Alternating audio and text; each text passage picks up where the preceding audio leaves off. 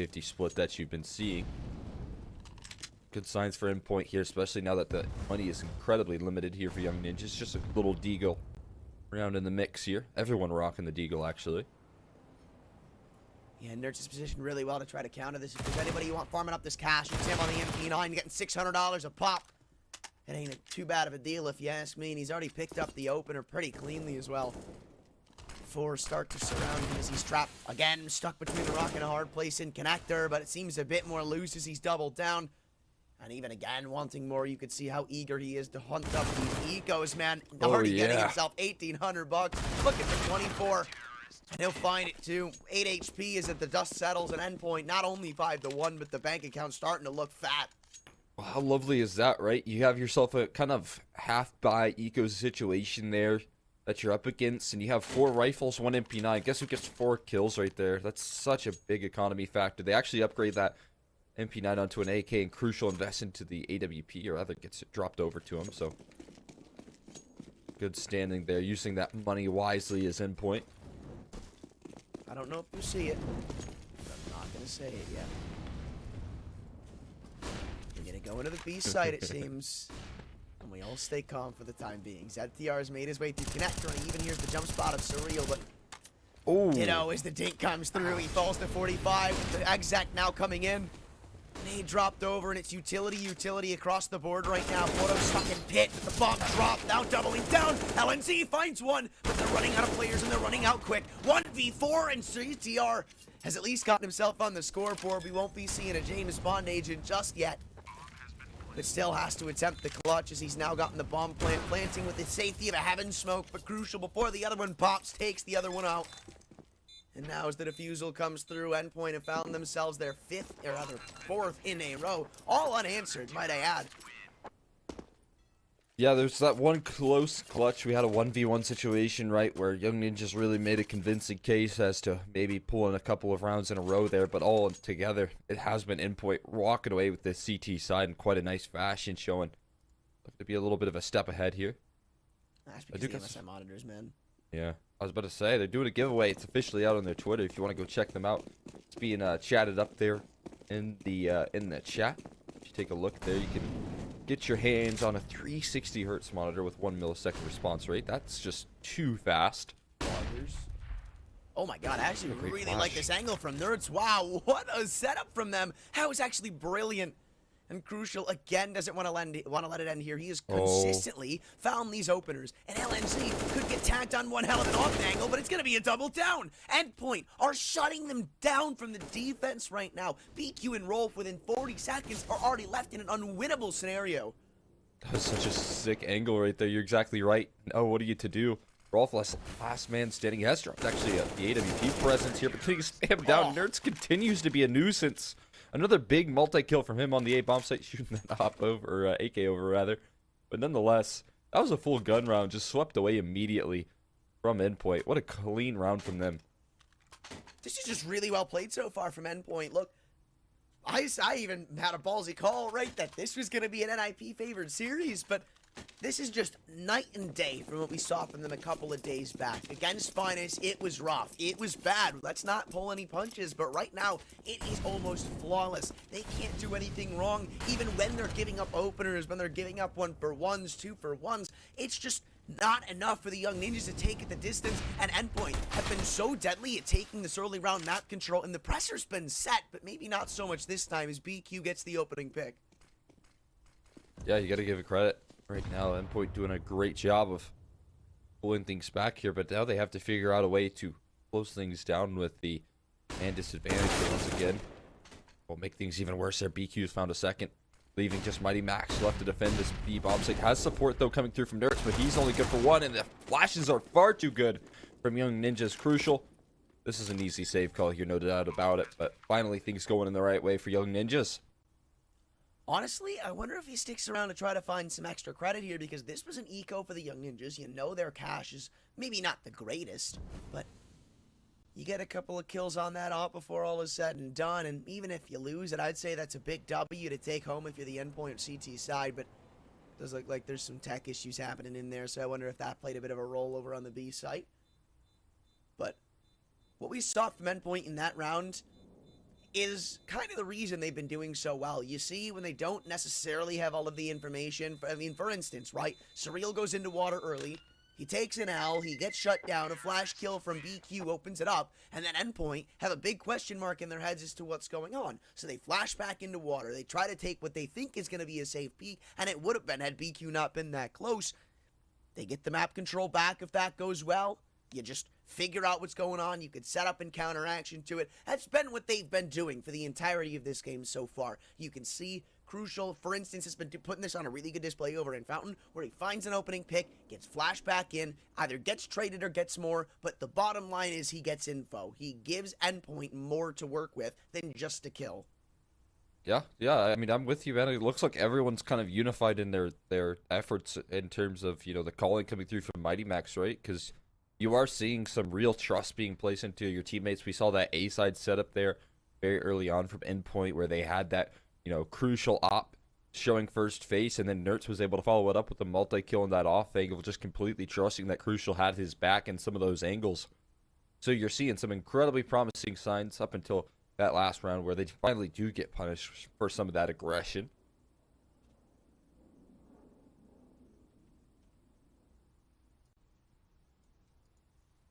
Yeah, but is it going to be the end of it, though, right? I mean, again, it is 7-2. This map is super CT-sided, so walking away with like a 10-5 half, 11-4, honestly, isn't the end of the world, but you still need to find those rounds, right? As it stands, it is still 7-2, without a lot of reasons to believe that YoungNinjas can pull that off. Obviously, maybe not that big of a task. You won 2 rounds already, you just got to double down on that, and you're all fine and dandy to go, right? That being said, that's if they only get 2 rounds. There's a multitude of ways this can go, but with how Endpoint are looking, I can only imagine that's a flash in the pan round. Yeah, I mean, you'll be able to patch up some of that, the holes in your aggression, right? Because right there, it only required one well-set flash from YoungNinjas to find that opening pick onto Surreal. There was nothing you could really do blinded up by that flash for so long, right? So I imagine that maybe they'll send more presence, they'll have more utility to backups if they do want to take that short control. Maybe they'll expend some more resources towards the A side of things, and that could be a game plan that they set in stone there. Nonetheless, YoungNinjas doing a good job here, at least in that last round, to punish some of that aggression here. Get some more room tours, and this one's very clean. I like the pictures going on above the TV.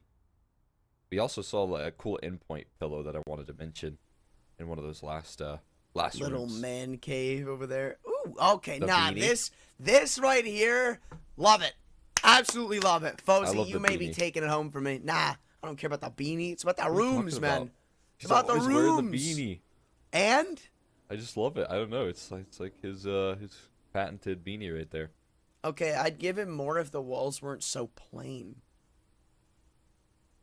It's fair. Like, he's got the shirt rack chilling there, not in a I like the closet or nightstands. anything. Nice and simple. This is some very nice walls, though. Yeah, but is this a I bedroom? love the wallpaper. If this is a bedroom, it looks like it actually might be because I see all the colognes in Yeah, the the background. But Dresser he's too. Bro, come on, man. I know it's the YoungNinjas, but it is still time for you to step up from Axe Body Spray, homie. It does not smell as good as you think. It is not a shower. What is that candy. camera angle? That's worse than the scratch. I really thought we were Okay. about to see him start Just a digging for gold scratch. live on air, Just and a I was really gonna be worried. Just a scratch. No Just- worries there. This is a nice little. I like the chair. Old-fashioned chair. In case someone wants to sit in. Yeah. Get some coaching done. It We actually saw looks that. kinda cozy. Who was it? Was it Mad Lions? Was at a boot camp yesterday? At least I some think of the so. players were. It looked like they had the background going on there and such. So they had a cool little background.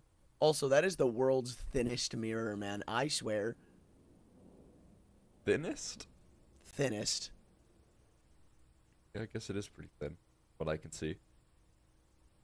Yeah, but this is a pretty baller room. If this is just a bedroom, it looks like it might be because right, you've got the little nightstand over there. The TV's angled, so it's between him and Fozy, man. They've both got some pretty banging rooms. Yeah, I like it. This one's my favorite personally. I think the Caster Room Award goes to him or Fozy. It's fair. I'll have to decide between the two as the time progresses. Maybe we start to factor in-game performance to it. Good idea.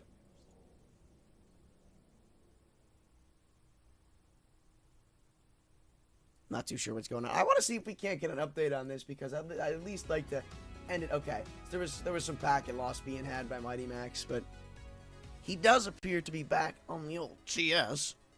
It's a good sign. Always a W. Yeah. Some bread. Yes, sir. You're looking to get your bread up. Maybe use some Astro Pay. Correct. Or at least if you're looking to spin some bread, right? Because they're accepted by over 1,000 different online shopping companies. So if you're looking to spin some of that bread that you've gotten, make sure you spend it with Astro Pay. Can't go wrong with that. Doubt. Well, oh well.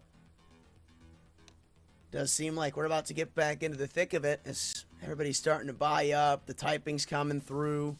Got that extra man back into the server.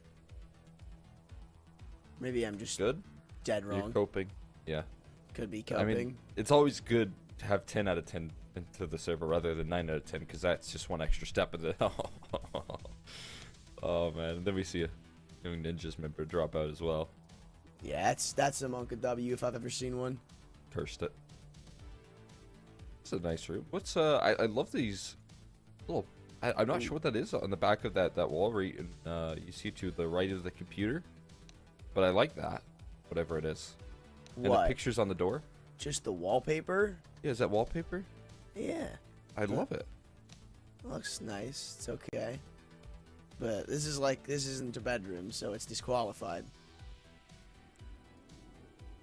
Point. Okay. A little blurry for my liking, but still, you got the bed back there. It's not made to, so you know this guy's really gaming. Still, plain walls, really nothing else in the background. Yawn. This is that Endpoint pillow. How sick is that? I mean, you got a little reading lamp over there. But Very neat made bed. it's hard to judge. I'm not going to disqualify him, but it's hard to judge with the camera angle. You only really have the bed. Then again, there's got to be a window somewhere in there because that glare has got to be coming through somewhere. Yeah, maybe it's like right in front of his computer, although that seems like a risky move, right? You don't want too much sun in your eyes. Oh my god, you take last place, even like below the disqualifications. Dude. We got a fan. Where? I see a small fan there. And then the lounging, Okay, the JDM. maybe not, dude. What is This is not a Endpoint? bedroom. Guys, this is not a bedroom. Guys, I get it. Some people, oh, there's a whiteboard there. Yeah. But I get it. Like, some people, you know, they don't like keeping their computer in their bedrooms because when you play Counter-Strike as a job, it's like you don't really want to, like, put that all together. I mean, I do see some logic in that. So it Doing will a little disqualify separation you. between your sleep and your work, right? Right. And it will disqualify you from the, you know, the whole Anthony shenanigans of who's got the best bedroom. But, like, dude. This is a very functional room, though, if you consider Are the you whiteboard. a brick? It's a whiteboard. It is completely plain walls, a whiteboard, and that's it. Even the floor is gray. Like, where's the pizzazz? Where's the fun? We're You see the nerds fan? for a reason, you know? Oh, I do see the fan. That's a third person on Endpoint. Like, can we just compare the rooms of Endpoint to the YoungNinjas? Look, you've got 3 players and counting now, 4 if you count Nerds, but at least he's got some damn pictures on the wall. And then you look over at the YoungNinjas, they've got sick bedrooms, they've got signs up on the wall, mirrors, TVs, beds that are not made. Like, come on, guys. Yeah, I mean, again, maybe it's not all bedrooms, right? That's the one caveat for me, at least. Is it? Yes. Because maybe their PC rooms might be just their, like, flow state zones, right? You just don't want 0 distractions. I mean, look, I guess, right? But hear me out, okay? Hear me out. When you play Counter-Strike for a living, where do you think this doubt's from? Come on, we weren't the popular kids in high school. Maybe that was for reasons outside of our control. Maybe that was for reasons of we're just nerds. And that's why we're here, right? Isn't that a good assumption of why we're all here? Let me tell you, nerds don't have plain rooms. You've got toys on the wall. You've got comics. Have you ever I see considered a couple that? of people. I just want to say, I usually don't break the fourth wall, but I see a couple of people saying showrooms. I'd love to. Trust me, I would. Anther does have a pretty nice room, I will say.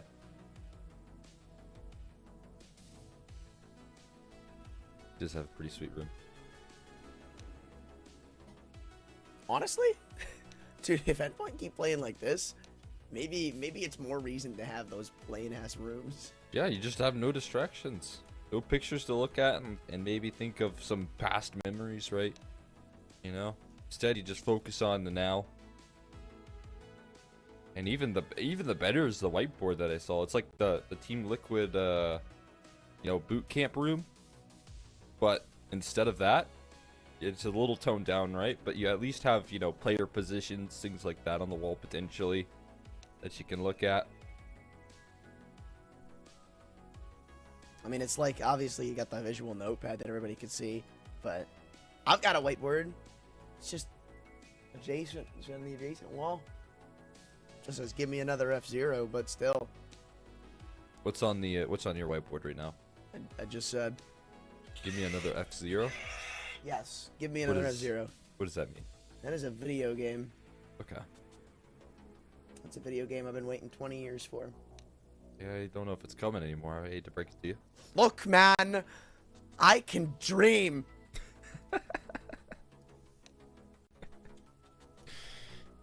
You can. Yeah. Is that a dream worthy of a whiteboard, though? Yes. There you You go. wouldn't get it. You wouldn't get it, Mom. It's not a phase.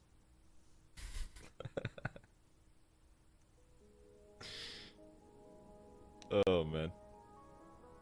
You got a problem with that? No, I mean, I love to check out whatever game you're talking about. If it's that good, you've been waiting 20 years for it. Last one was released in 2006, if I'm not mistaken. Okay. Just Solid confirm 15. that, Aruski. 16. Oh no, it's 03. 03. That was the. Yeah, about 20 years right there. Am I hang on, hold up. Were you playing that when you were like 2 years old? How old were you when that came I out? was not playing that when I was 2 years old. Give me a second here. Hold on. Hold on.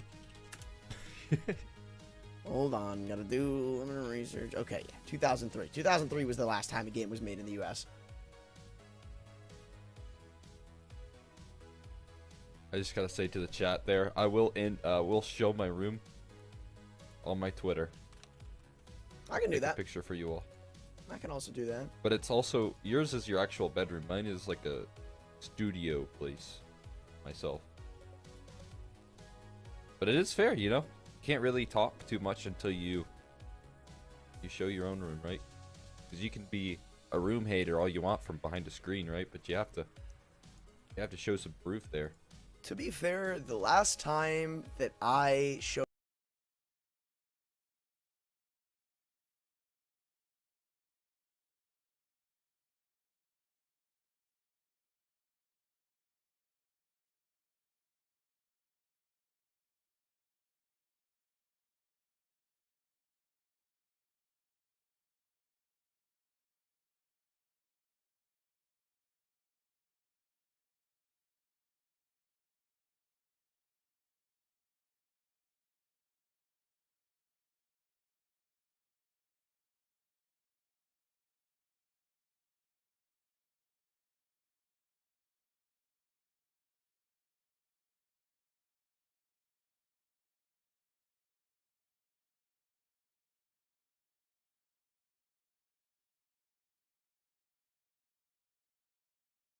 Something.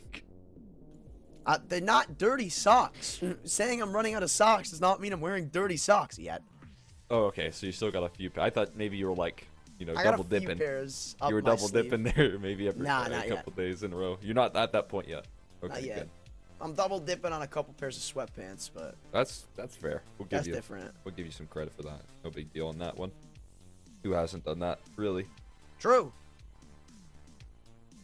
Are you really living if you haven't double dipped in the sweatpants? I don't think so. You're doing too much laundry at that point to live your full life. It's true. I've been told I'm weird for this, but I do laundry like once a month. Or actually, no, that's a bit stretched. Like, but I wait until I'm like have 1 day of clothes left to do my laundry. Okay. We're talking that rare. That's I also have a lot of clothes. Risky, I will say. I usually maybe I got a lot of clothes, right? So I might be every week and a half or so. I thought we were getting back into it, right? With that a couple disconnects, but no luck yet. Unlucky.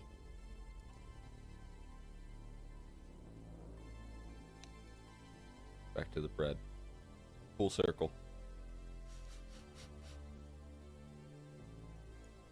Yo, Exner, you got a favorite brand of water? Any brand? Oh, wait. I don't really. Oh. The tech pause has been called off, right? We need a match medic in the mix there. Yeah, I was gonna say Nerds definitely needs his cash, Aruski. Oh, we're good. I see those numbers counting down, guys. We're back into the action here. Enough talks about rooms, although I will finish this off by saying I don't really have a favorite brand, but any sort of water that has a cap that you can pop open and it has that little like you know, easy access to the drink. Pop caps. It's almost like a sippy cup. Disgusting. That's gross. You're gross. Also, Starbucks has very good water. I don't know why, but it's better than all other water. Well, after a long delay, it is no longer room time, it's game time. As the young ninjas want to get their foot back into the action, taking quick fountain control, a couple of nades pop over that fountain smoke, but absolutely no damage inflicted. For a little bit of damage to the wall here. Cyril just going for every sort of angle he could spam at. But we do actually see a more passive approach coming through from Endpoint to start things off after a long extended break. And we'll see, you know, after that sort of break, will we see that same sort of energy coming through here from Endpoint where, you know, they're carrying forward that momentum, or will they slow down a little bit off of those pauses? That is the big question, right? Because one round in its own was not going to stall out Endpoint, but a big tech pause like that definitely could, or apparently it hasn't. It hasn't fizzled away from the aggression. Surely is Surreal's going to be the man taking the opening pick this time, and it might just lead them to open water control. In fact, there is nobody in water. Rolf's the only one here, and he's spotting from Connector, and he eats the nade. But the damage isn't done, though, as the B take's about to commence. He's on 33 health. They re-smoke in Monster, and that's going to delay them for pretty much the majority of the round. You've still even got an extra smoke and molly combo on photos. You just got to come running straight through this. Somehow it works. Going completely dry has mounted them a 2-for-1. B site open for the taking, and now Endpoint have to play retake. Ooh, Nurse is on this very fast flank, though, which can be promising here. The numbers being punched in by ZTR, so they will be able to get the plant down there comfortably. So, but still, Mighty Max is raining down terror from heaven, and Nurse is on a fast flank. Do they expect this? Look at how low a couple of these members are. Fozy does! And a beautiful headshot might just put them to a save. It will. Op M4 have no interest in going for this. Their only ace in the hole was that flank, so as soon as it dissipates from them, Young Ninjas take a third right behind it. Oh, incredibly clean right there. Fozy and LNC able to pull things back from the brink. I thought for sure that was going to go wrong. We did see some of that aggression come forward, right? You know, you did have the double push through Monster. You find that opening pick immediately, and I thought that was going to be enough to pull Endpoint across the line there, but that Monster aggression, despite that smoke, straight through it. Young Ninjas bounce right back. How incredibly clean. I don't know if I'd call it clean. I mean, look, if you replay that round, I think 4 out of 5 times Endpoint take it, right? Because it just starts to turn south when that first kill comes in through a Monster smoke. And that comes down to timing and the fact that there was a little bit of a whiff sprinkled into the mix from Surreal. If he finds that frag coming out of Monster, he's easily doubling down. The B site takes sent into shambles, and it's 8-2 in the favor of Endpoint. But with that one whiff, the entire outcome of the round changes. But now, Young Ninjas could definitely take it the distance. You win a round like this, that cash flow is suddenly completely halted, and you send them to an eco for what would be your 5th. That's a good point here. I will say, though, I just like the utility that they're using here to get onto that B-bomb site here. Although utility right back, they're coming through from Endpoint, and Mighty Max able to find the retreat on the opener. Now the maneuver out monster coming through from the rest of the team here. And finally, you see Boros able to line up a multi-kill. That's exactly what you expect from him there, where he wasn't able to pull off last time. Into a 2v5 now, and they should be able to lock this one down much cleaner. The funny thing is, that is literally like you just replayed the round. And I'm not even kidding. This time it's just without a monster smoke, which arguably makes your chances even better of winning that fight. But I'm telling you, like, if you just walk out monster like that, it's never going to work. And it shouldn't have worked, quite frankly, in the past. But now the Young Ninjas, they have a big task on their plate. Do we save or do we go in for it, right? We have ZTR and Rof, who are both easily going to buy. And it honestly would even out the economy a bit more. You could see the disparity that started to attribute up. But for BQ, you're going to be a bit left in the dust if I gotta say so myself. They will just call it a day. 20 seconds to go, and they're looking to make it flawless if you're Endpoint. Nurch, though, he's not comfortable with keeping 2 players on guns. He wants more, and he could definitely find it at this pace. Yeah, if he wants to continue to press the issue here, although I think he's going to value holding on to that weapon a little more so. I would like to see that loss bonus and potentially what Young Ninjas could be working with here as we look at the glimpse of it now. BQ looking good. Really, everyone is standing very tall as they have been able to string 2 rounds in a row prior to losing that one. So still in good standing here for Young Ninjas, and they should be for a little while longer. But they do need to start converting a couple more rounds here. When we talk about overpassing, we should see maybe a potential 4-11, maybe 5-10 scoreline here if they really want to feel comfortable.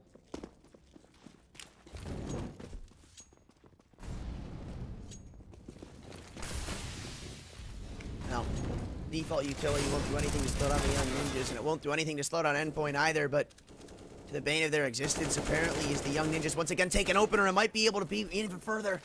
Crucial, 1 HP gets away with the op. That could have been a big loss to take this early into the round. Endpoint, they've secured the half guaranteed, but you still want a little bit more mileage on top. And this is not the way to find that, to attribute it up. It's going to be such a strong bathroom hole to try to get away from, too, right? The op, yeah, sure, it's low, but with the angle it's holding alongside the likes of Mighty Max, it's going to be next to impossible to deal with that. Oh, but farmed up in Monster, BQ's just double entered into the B site, completely wide open again. And it's a bit of a taste of Endpoint's own medicine. And it seems like now you're the ones that aren't going to be able to get away with this weaponry as ZTR continues to isolate these fights. It's crucial, 1v5, and keeping this off, while it is crucial, it won't happen. Or maybe it will. Oh my god, LNZ. Bro, you flick a little too fast there. He definitely would have just spotted him out. Clearing out a lot of different angles. I think they should be able to figure him out here soon anyways, so... Nasty end of the angle. world. Yeah, who sits here? Nasty. You can't expect that, bro. That's crazy. Finally, you're seeing Young Ninjas swiftly deal with that aggression right there, right? Yeah.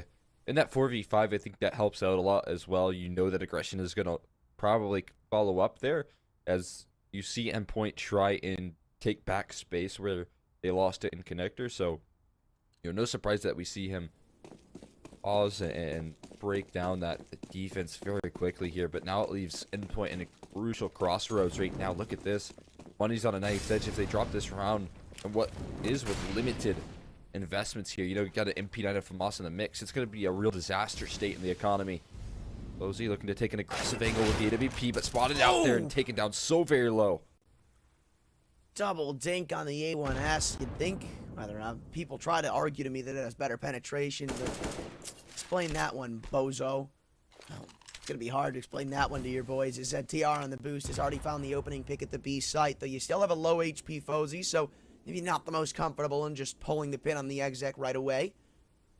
Though it still does look like they've got some B-sided favoritism as 2 stick around. The bomb soon to be recovered and making its way towards that site. Leaves Mighty Max and Surreal all by their lonesome. If the Heaven smokes come through, they're completely isolated. Oh, nice little boost symbol to find that opening pick right there. Very clean stuff coming through from Young Ninjas. I've learned that recently people call that the bean can boost, at least in my pugs, because you line yourself up with like a little image of a bean can on the ground just to get it far enough around the corner. People in NA pugs are stupid. I mean, it's a good tool to make sure you don't go too far on that full walk there. But a flank coming through from Nerds. He's able to pick up 1 kill. And now looking to maneuver in towards the A-bomb set off of that frag. There is one to deal with in Crucial's op. Oh, but no way you expect to leave behind the truck this close, or maybe you do. Roll for it, clears it. And they just have comfortability in getting this bomb down. Worried for a second that flank could have still been through it long from Nerds, but the heavy lifting's been done. You've baited him out to make some noise. ZTR is just trying to play with his life over in long bathrooms and keep them at bay. Nerds, with the best gun in the game, needs a triple to give them any sort of chance in winning this round. Fozy, though, is too strong and solid on the op. The reaction time isn't there, and ZTR cleans it up with a 5th for the Young Ninjas. There are those crossroad points here. Look what Endpoint have to swallow right now. A full eco here and give it up. What Young Ninjas could make a really clean half of things here. And what was an incredibly slow start. You know, starting things off with, what was it, 1 to 8 that we saw at one point in the scoreboard here. Now stringing 4 in 1 run.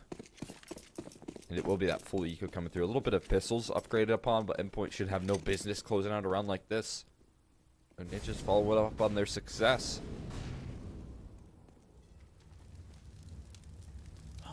Maybe some more luck towards the B site once again. Now it's finally Endpoint cracking into eco territory, and well, you expect something like an 8-7 or like a 9-6, 10-5 score on this map of the CT side, and that's probably what you're gonna get, right? Endpoint, it seems like that fire has fizzled out a little bit. Obviously, I still worry in the back of my mind that they activate with the drop of a hat again, and all of a sudden it's them starting to take this game away. But as it stands, it does look like Young Ninjas are a comfortable lock to getting themselves that 6th. And only being down by 2, right? Getting an 8-7 half with how this was looking at one point would be robbery. Yeah, that's what it is right there, right? If it was maybe, you know, a more back and forth, a more competitive affair, but the fact that we've seen them string T-side full gun rounds together is really the big kicker here for the Young Ninjas trying to resurge. AK's retrieved, though. That's a good sign here. Nerds going to be able to bring that next. Eddie Max will drop, though. Can't really expect much on the pistols. The fact that Nerds is going to be able to get away with this AK is pretty good. Maybe even an extra frag to be found if somebody were to offer it up, but it does look like Endpoint are only going to get that 1 rifle. Still, makes your buy just a little bit easier. It's unfortunate that Nerds is the one finding it, because I do feel like there were a couple of other players that if they find that kill, if they recover the AK, they can invest in op, give it to Crucial, and your chances of winning this round just start to increase ever so much more. But look at Nerds being a teammate. Look at him being a homie. He doesn't even keep the AK. 15 and 5, and he drops it. Wow, and he's been so incredibly impactful here for Endpoint. And his information game that he's been able to gather towards A, right? But trusting that Boros is going to make good work with that AK here on that B site defense. And he might need to, right? Because they're starting to head in that direction. So he's going to be called upon to offer up a big defense here. The HG should be good for a little bit of chip damage. Oh, but look at this boost.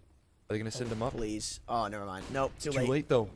Too late. But they still do have 4 players on this B side. I can't imagine this goes well for the Young Ninjas. They all come flurrying in. Boros has 4, wants the ace, but it's stolen away. Won't matter as Endpoint. Make it quick for a 9th. He's made great use of that AK right there. I mean, Nerds entrusting in him, and Boros does not let him down whatsoever. Needed those one-shot headshots as well, as they all came collapsing in upon him. That is incredible right there from Boros.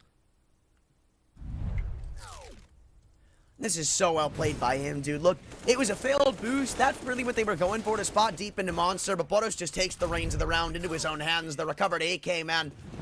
Apparently it was a good reason to drop it over. Nerds is just a wizard. Yeah, he knew exactly what was going to go on right there. That is incredible right there. Trusting in his teammates, and man, Boros just rallies off of that trust so well here. The old triple con maneuver, though, on the CT side. We've seen this quite a bit. Actually have a lot of presence here towards A. Just a complete gamble in this direction here on the pistol. Having one play retake deep in towards B. Oh, but Fozy, he might just get hit where it hurts. Not expecting 3 players to be in his face and bathroom. This could be huge, or maybe he will. Picks off Nerds, gets back to this site. Not only a 5-on-4, but a lot of map control fielded as well by the con players. Surreal doubling down. Still not expecting of a 3rd player.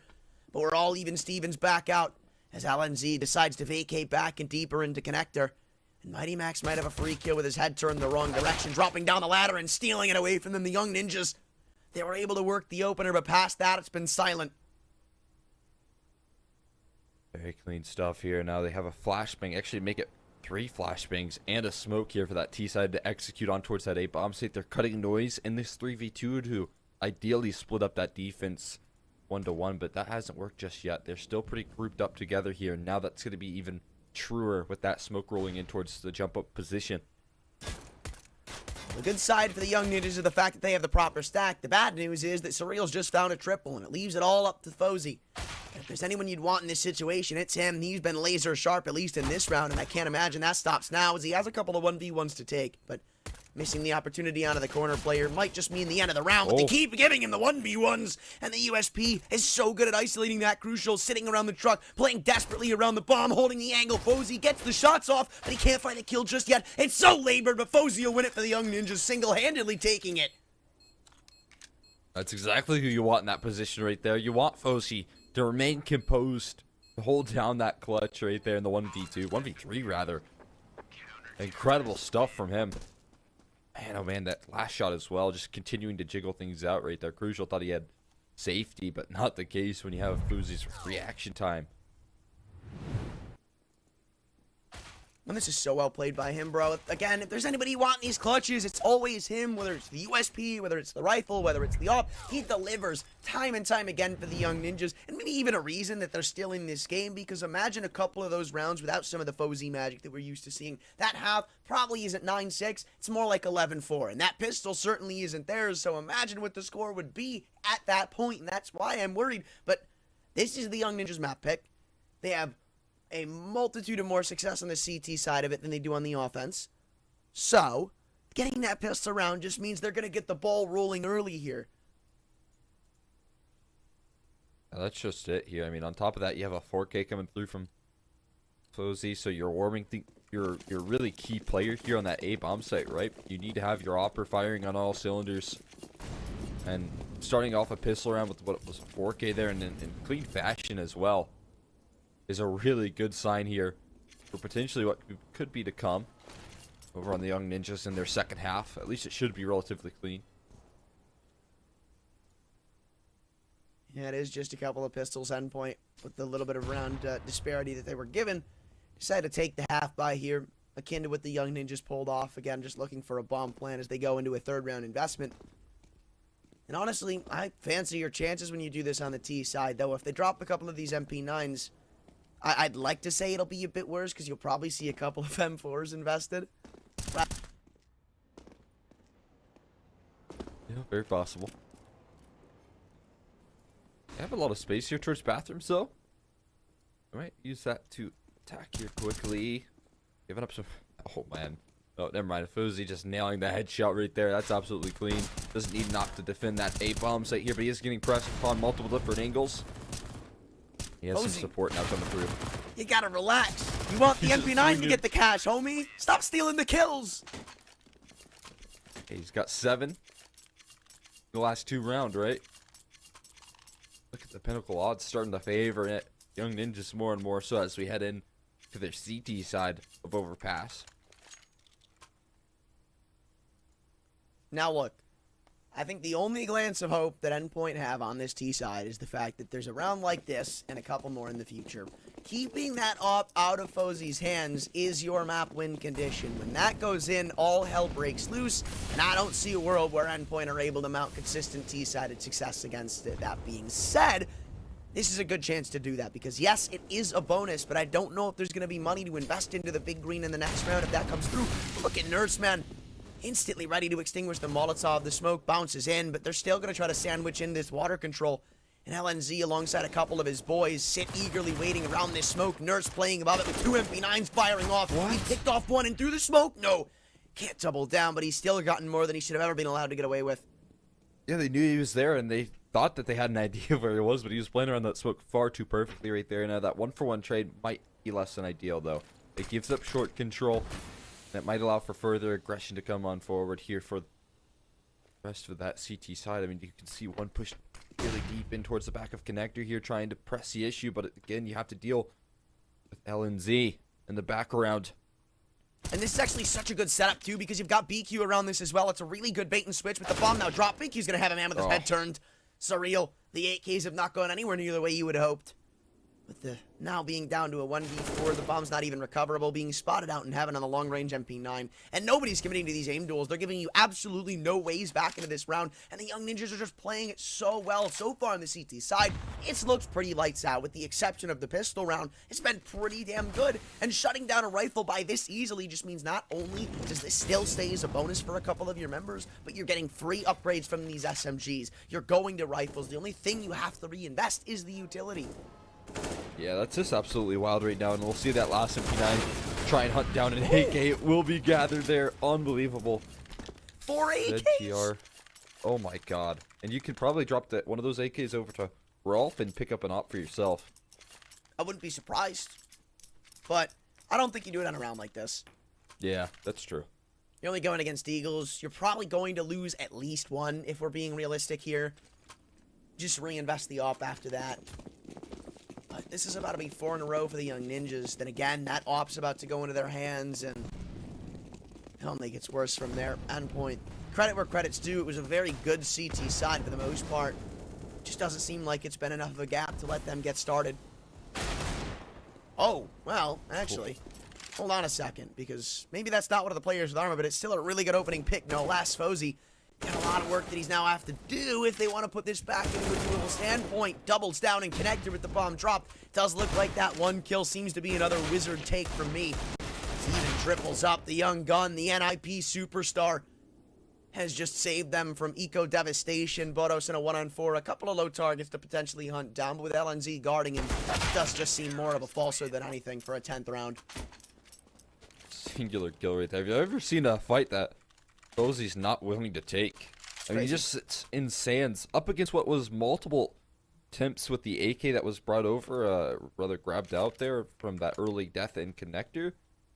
I mean, you do have to deal with what is actually rifle presence on the other end of things, and he walks away with 3 kills just standing in divider in sands. So it's just wild stuff coming through from him as he continues to dominate in this second half here. And now with an op in his hands, it gets even more scary. This is the first time we've seen it brought out, and I believe he's got at least double-digit kills already in this half. Oh, I love this. I love this. It's another one of these fights the Fozy isn't scared to take, but maybe he should have been. Nerds and Co., they played the bait and switch, and it works to perfection. Fozy's op now lies on the ground in connector. And a big man to take down this early on leaves Endpoint not only in a 5-on-4, but the heavy hitter now dealt with. Means somebody's going to have to step up. Exactly right. They went for a risk there. They're allowing for Fozy to play exactly how he wants. You know, continuing to take these aggressive duels when, why wouldn't you? It's working out so well. But now that he's dropped, who is going to be that player that can pick up the pieces here? It does seem like it might be LNZ, who's still hanging around towards the long bathroom, still very forward in positioning here. They're all walking up. Timing is literally everything, and the couple of players have now just called it all clear. Oh my god. They've turned their backs. LNZ doesn't go in for the flank, and it's a bit unfortunate because he's going to hear the footsteps of a man stomping up long. Or actually, no, he's not. So he has all this timing, and all of these players with their backs turned, absolutely no care to somebody potentially flanking up through connector as an ops posted up. There's so many players lining up the utility, but he pulls the trigger a little too early. That could have been a massive multi-kill. Even a man not even clearing him over in long. LNZ's doubled down. A site under attack and under siege. 20 seconds to go. That bomb should go down, and they take some fairly aggressive post plants. Oh yeah, I mean, Nerds might have this dirty in the bag right here, though. Dirty angle. You can't clear that, but a 1-for-1 is all they needed to shut this one down. 1-on-3 for Mighty Max, and on 1 HP, the YoungNinjas somehow steal that away. I wonder if they stopped the defuse too, because there is that open connector. Yeah, you go and grab that one, that's for sure.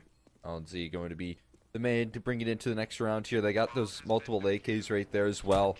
So you continue to see this success on the CT side right there. Just catching some perfect timing. I mean, the fact that you did see LNZ find 2 kills right there, right? Didn't get called over to Surreal or something along those lines. Because he was able to pull off that flank without Surreal realizing and turning his attention elsewhere.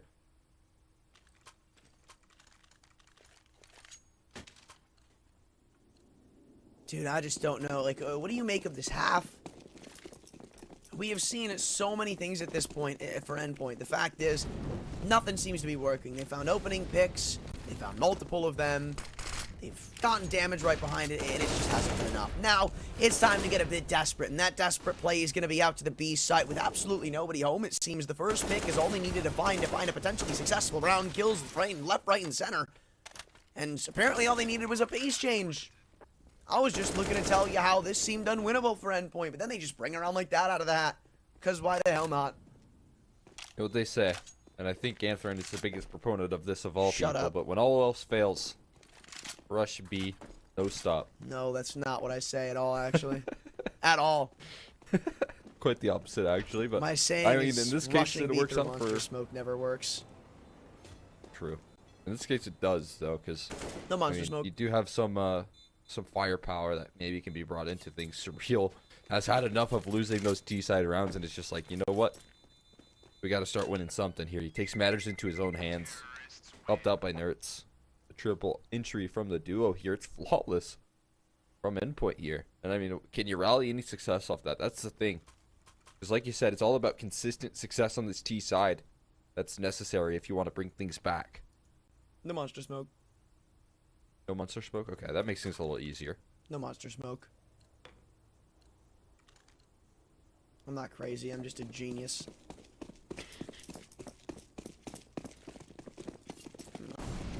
You already let YoungNinjas start to build up a bank for themselves, so it's not like that's going to shy them away from any future investments. Just more gets your foot back in the door for a comeback on this T side. Oh, posted up there. Pulling a bit of a play out of Endpoint's book, and it's not going to work out for him. In fact, Fozy dipped a bit too early and then left LNZ on his own little island. Just gets smothered up with it too, 4-on-5, but we've seen the YoungNinjas pull these back before, so it is not done yet. Yeah, let's just sit here. We'll see if they can pull it back once again. This time they do have Fozy in the mix. So Uh-oh. I feel There like was a the end monster of the world. smoke. They missed their monster smoke? No, there was. Oh, okay. That's my Gotcha. mulligan. We'll just chalk that up to some nice shooting from Serial, right? Nope, mulligan. Mulligan. Okay. Run it back. But look at this long space that they have at the moment here. They'll still potentially struggle to deal with Fozy's up here in bathrooms, which is a really hard position to clear out. Coupled with some support coming through, but oh my god, Cyril's just found him out. So there's the answer to that problem here. Now you just have to get onto site, and ZTR's in a really rough spot.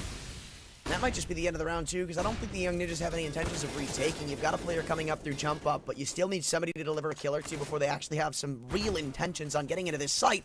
And Rolf, he's found one, but it's essentially 1-for-1. Both of the remaining defenders on the right side of the map to try to counteract it, but still with a deficit, with the health not in their favor, does look like Rolf might just be left in an unwinnable point. 1-on-3. And Nerds is the man you got to worry about, but he's just smoked them both down. Low HP on Mighty Max, and he spotted out the shoulder. Backing up over to bathrooms, runs through the Molotov. It's an absolute battle cry going into it, and he spots the head for a third. Another clutch for the YoungNinjas, this time on the rifle for a 12th. The rifles are right back on track. I mean, man, right there, you just have Rolf pulling up a 1v3 here. Now, that's a second 1.5 here. At Endpoint have given over. Completely blindsided by Rolf's positioning in towards Bank. What an incredible round right there, pulling things back here, not allowing for Endpoint's continued success. If we take a look at this replay, my question is, where did they think he was? Because you have Nerds in the wide open, right? Playing, what was a post plant that wasn't really a post plant. I don't know, big mistakes here from Endpoint to patch up. And Rolf just capitalizing to perfection with some nice shooting.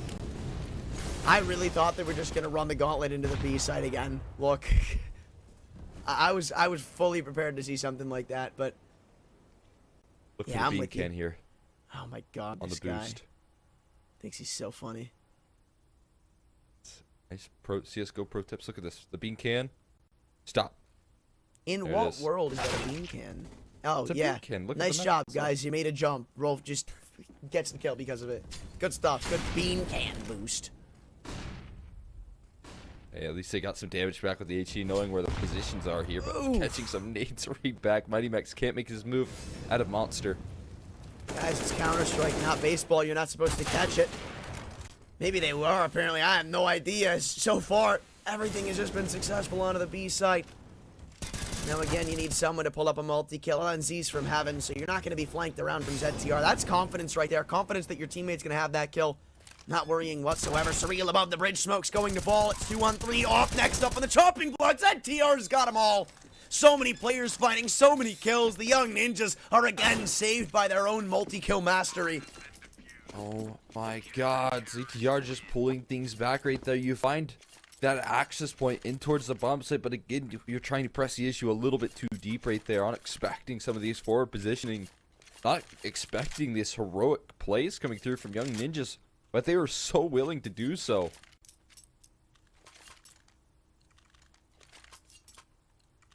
And now it does look like the Young Ninjas are on a very good battle path to closing out Overpass. I mean, look, even if the score ends 16-10, we have some reason to say that Endpoint showed respectable resilience, more so than in that matchup against Finest, and it should lead to still a very competitive Vertigo, in my opinion.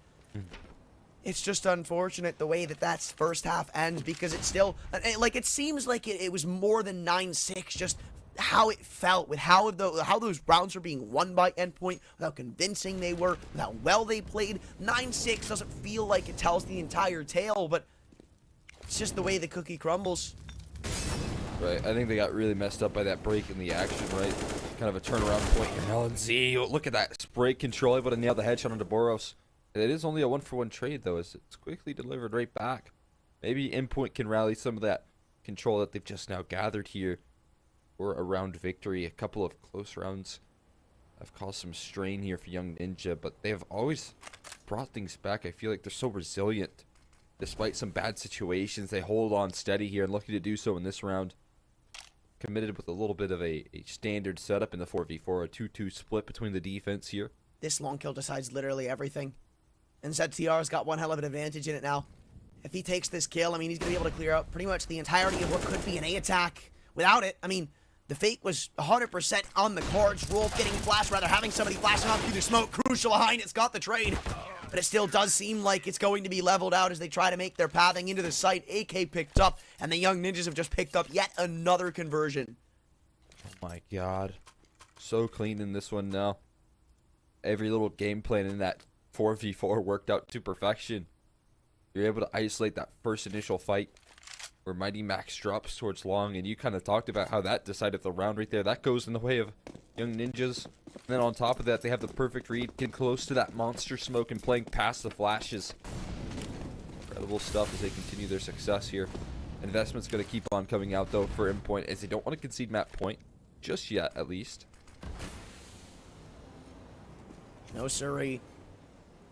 How good you looked at one point. This would be devastating to have to take on the chin. They're going all the way up long. It's been a bit lackluster on the hold so far for the Young Ninjas, so I like the adaptation to play. But still going to be spotted out with the jump from Fozy's AWP, and even posting up deep on the angle. Oh, that was a risky jump to take, but still, that bomb is trapped in the corner. Little does Fozy know he could win the round with one pick if he just continues to hold the line. I like how he takes a shot and then he full wide swings in to see if anyone else is around the corner. Just there's no fear in this guy's eyes right now up against Endpoint, and that has to be such a hard thing to deal with, right? I mean, they just know getting past it, and now LNZ, the one not to be scared, as he finds the opening pick on a crucial. Really well placed the utility too. They try to push him down, but to no avail. Nert's next to drop. Not even a single tag inflicted by him and his AK, and he's not done. He continues to act for these flashes on the peaks. And that one-op shot raining off early and long has not swayed them away from the A site, and for unfortunate reasons, Surreal wants to take the task, but again, nobody can put this man down, even almost getting a fourth, but stolen away by Fozy. It's a full house for map point. I mean, how lights out right now are the Young Ninjas playing in terms of finding multi-kills right there? It's a full house between Fozy and ZTR, who just stand so tall. I mean, what a work of art right there on the A-site defense. All the flashbangs that followed things up as well. I mean, if you think about that, how are you supposed to get past that, you know, front bathrooms divider line when you have flashes being bombed up and, you know, constant reaggression coming forward as well? I mean, Endpoint just aren't doing a good job of baiting out utility, and it really shows. And now, what better way to try to end it? Rushing B through a monster smoke never works, boys, and you might find that out the hard way. Only one kill dealt in the initial blow. But there are still a lot of CTs to go through before you can call it an all done and dusted round. Almost doubling down. No way ZTR pulls out a piece of utility, bro. Don't make me look stupid, please. Might just do so. It's a 3v3, but we've seen them claw back worse. So It's not the end of the world just yet. And the LNZ just continues to chew through them. They have the player close by here, but BQ able to land the transfer. Boros now left last man standing in the 1v2. Clutch required, game on the line. Fozy taps the bomb, and they're both a bit inconsistent on the angles they're attempting to hold. Fozy, he almost falls, but still buys enough time for LNC to find the final pick. And the Young Ninjas, after a lot of saving plays, a lot of clutches, and a lot of multi-kills, are able to close out their home turf of Overpass 16-10, only dropping 1 round on the defense. Damn near flawless. As we head to Vertigo, we look to a potential 2-0 for the Ninjas. See if they can get there on Vertigo here. We'll check out the Young Ninjas and how they can fare up against Endpoint on their map pick right after this break.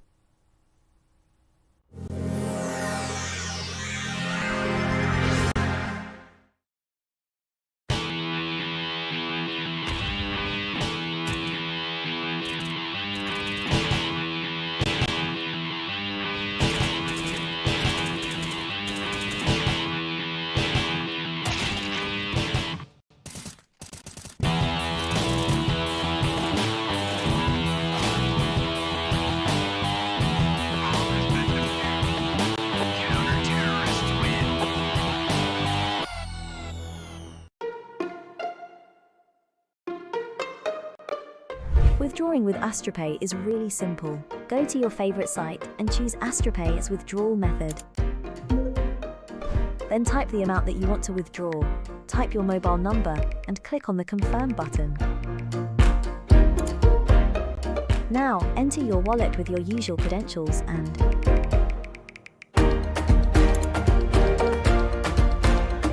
your money is available in your wallet now. Decide if you want to extract money or buy on your favorite sites. Get the app in your favorite store or visit us at www.astropay.com.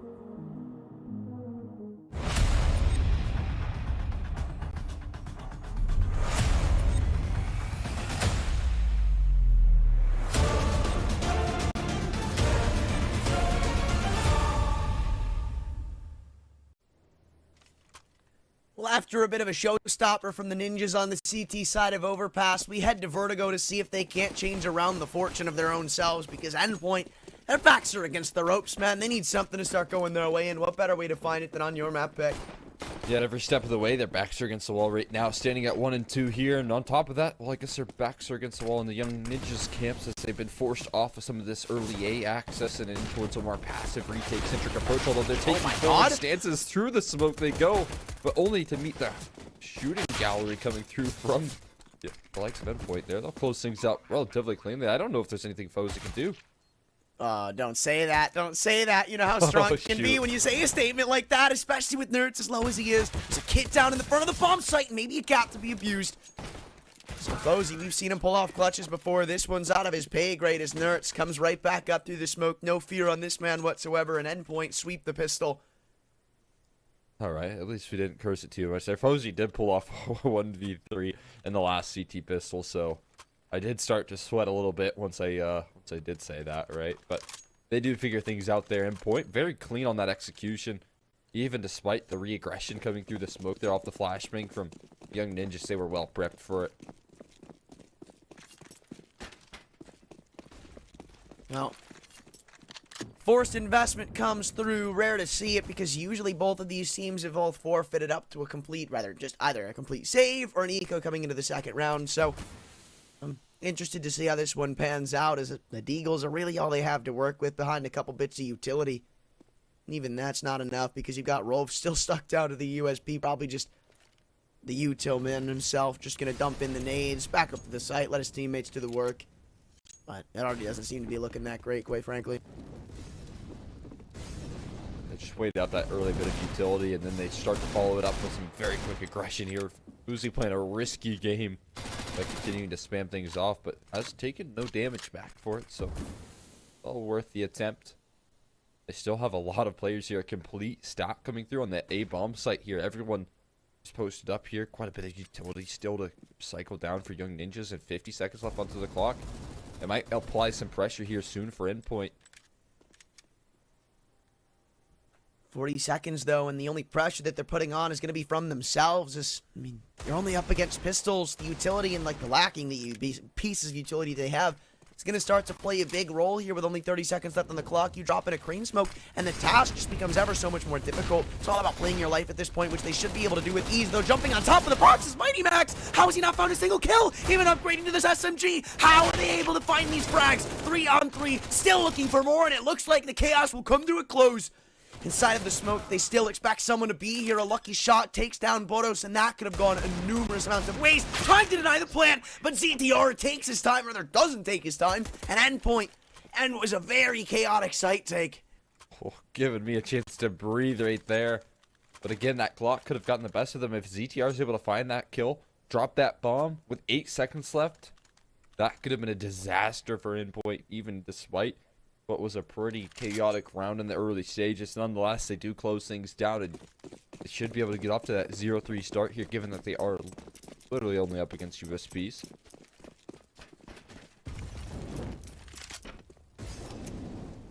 Well, right. There's not really anything to work with here for the Young Ninjas. And again, it looks like it's going to be a strong start to this game. I like the innovation. Or, whoa, I love this. This is sick. It's not going to work, but still, that was pretty damn cool. Got a flying ninja right in your face, although ZTR. NT Buster. Kill. Wait, hold on. Oh. I was going to say, if that one tap comes through, that's the only player with health on Endpoint. That definitely could have gone the way of the Young Ninjas if that kill came through. That would have been such a disastrous 2v2 to lose right there, right? Because as we mentioned previously, literally only USPs in this one here for Young Ninjas. They've still done pretty decent damage, despite that fact. See if there's any rifles to be retrieved. I imagine those have been tossed off the map, right? Surely.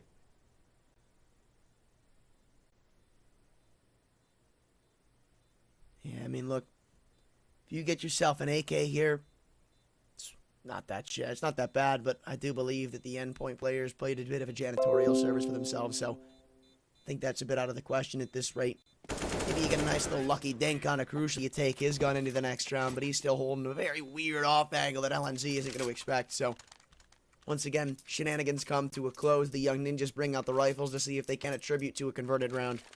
That first buy round in the mix there coming through from Young Ninjas and includes an AWP here from Cozy.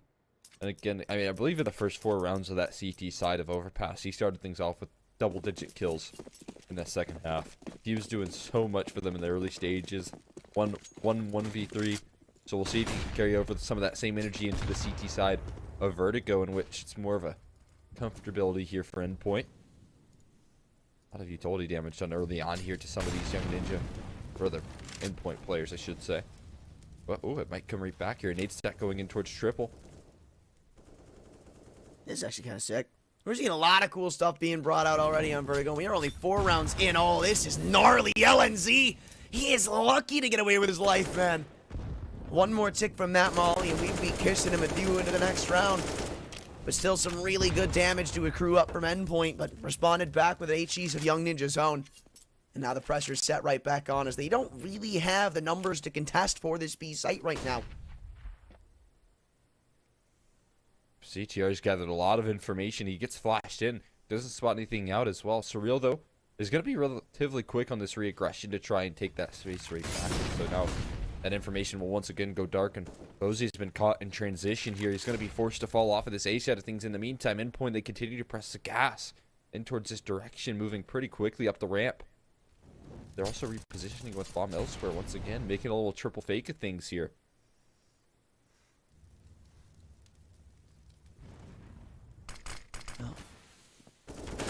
BQ could go undetected here, but still delivering kills. This is going to start to accrue up here shortly, but the timer is everything. Not even having the time to clear out the back of the pillar at the B site. It's going to lead to the undoing of there. No, still only one. Nerds behind the smoke could give away everything, which he's just done. And yes, the bomb will go down, but a 2-on-3 does not look that fortunate for the likes of Endpoint, unless they can start delivering on these kills. 1v3 needed for Crucial, and he's got another.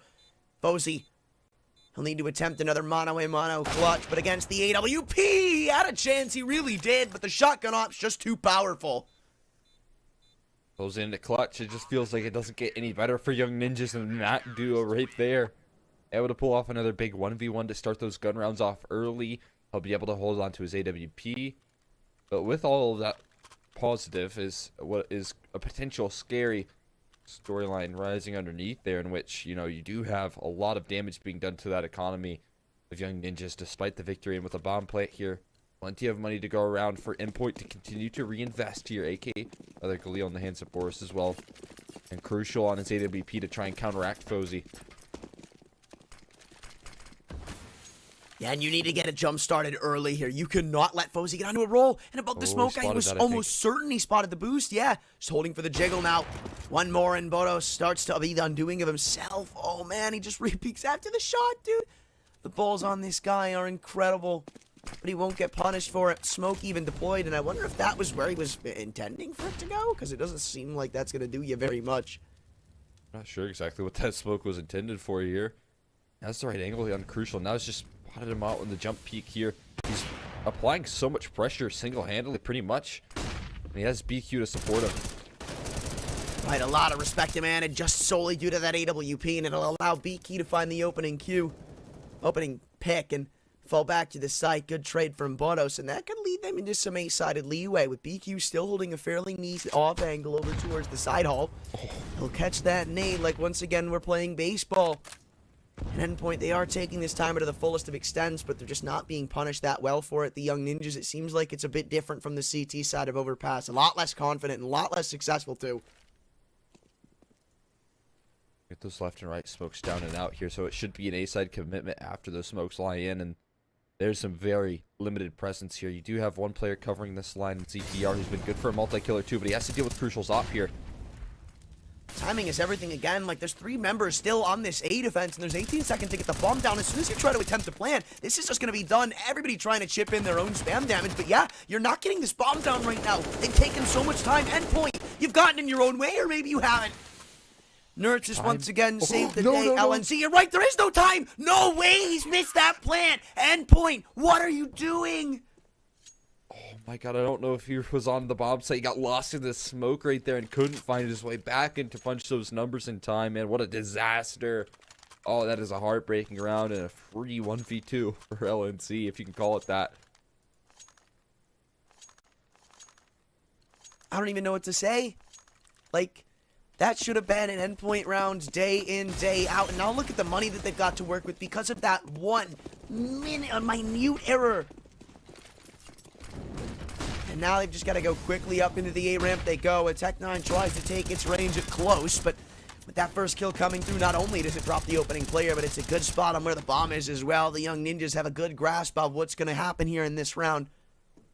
But with that AK lurking out in middle, there is a very good chance that they're able to work this pick back. Nert's even getting boosted up onto his boy's head. And ZTR might be completely unknowing of what's about to happen in from middle. Flash comes up, and he wants to go in, or rather, no, he doesn't. He just holds his nerve for the time being. Oh, he's going to get caught in transition if he continues to peek forward and towards that boost, but maybe that pick from Crucial has encouraged him back in towards A, so he might be okay for now. But it is just temporary here as Nertz is hunting in upon him. Boosted up now completely. And LNC, it's now his chance to be falling prey to this boost. Oh my God. That would have been impeccable, bro. Even trying to bait in, they spotted the foot, and now LNZ is going to take it the distance, and the good opening kill from Nertz just seemingly goes blind. But 2-on-3, they do have once again another little advantage to work with here. BQ on the site to try to defend as the bomb's crossed. Bodos on the FAMAS is just too difficult to counter. And I guess it is a bit more strained than they would have hoped, but still getting that fourth round nonetheless should send Young Ninjas to an eco. Yeah, I mean, 2 1v1 victories. Well, I guess that last round was a 1v2 that LNC was able to close out, but with that comes a lot of economic strain here. So at Endpoint, despite a couple of heartbreaking rounds in a row, should be able to really rally off some of the success. I mean, Fozy is saving onto this rifle, but not really the weapon of choice here for him anyways, right? You'd rather have him on an AWP if he wants to really take over a round and be the hero that is required. Nonetheless, see if he can grab any kills on his way out here. Hearing the scope, maybe that'll entice him. Who knows, who knows?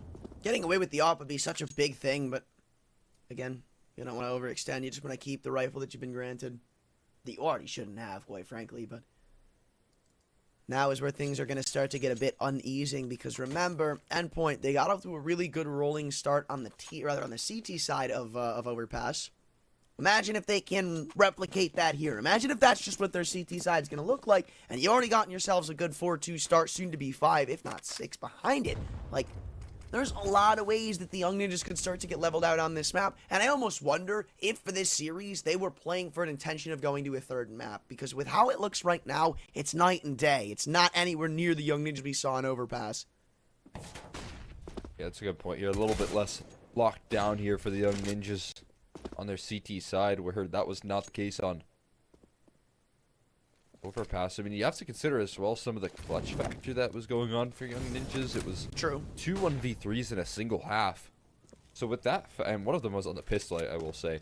But with 2 1v3s, I think at that point it becomes nearly impossible to win a half, let alone a map, right? So you take into consideration some of those X factors that Young Ninjas were bringing to the table here, and it does kind of show you that if you run that over again, would they have that same sort of success?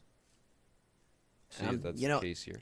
You bring up a good point, because though 2 1v3s aren't even the end of the clutches, I believe we saw a 1v2 or 2 sprinkled into the mix. Same with a 1v1.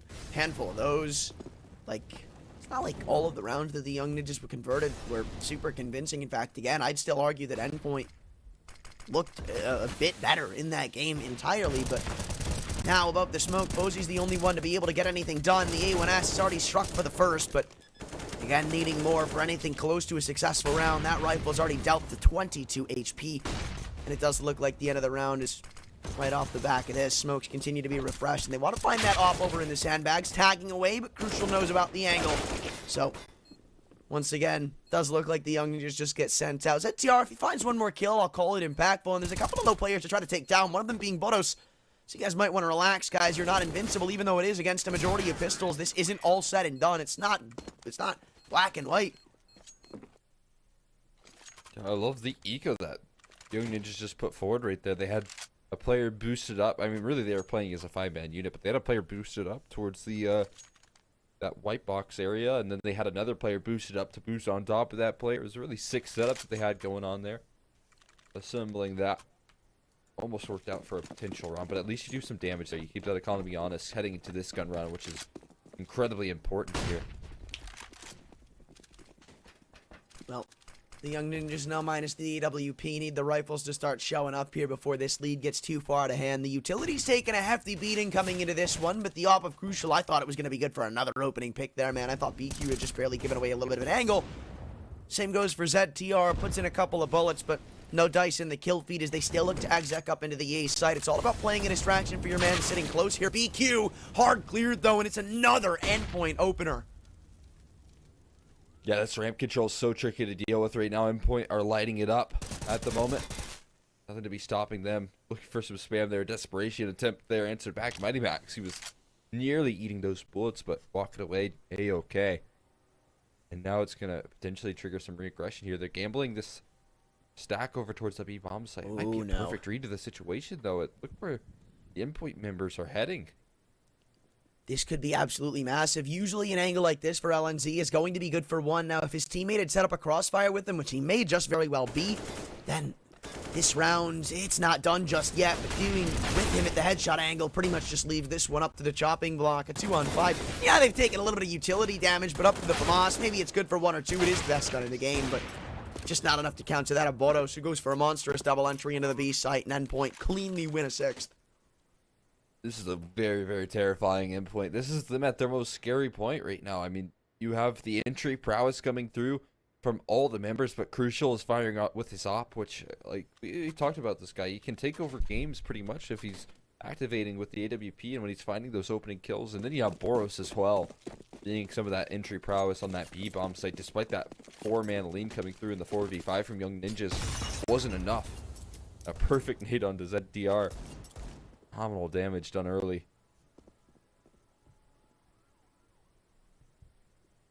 Again, just pistols as the Young Ninjas look to stand tall against the absolute titans of the Endpoint offense, but just doesn't seem like there's anywhere close to an opening pick for them in any of these rounds. Even look back to the rifles. They're not finding openers even when they have the op in their hands. They're not finding with the rifles. They're not getting the utility off as well as you'd hope.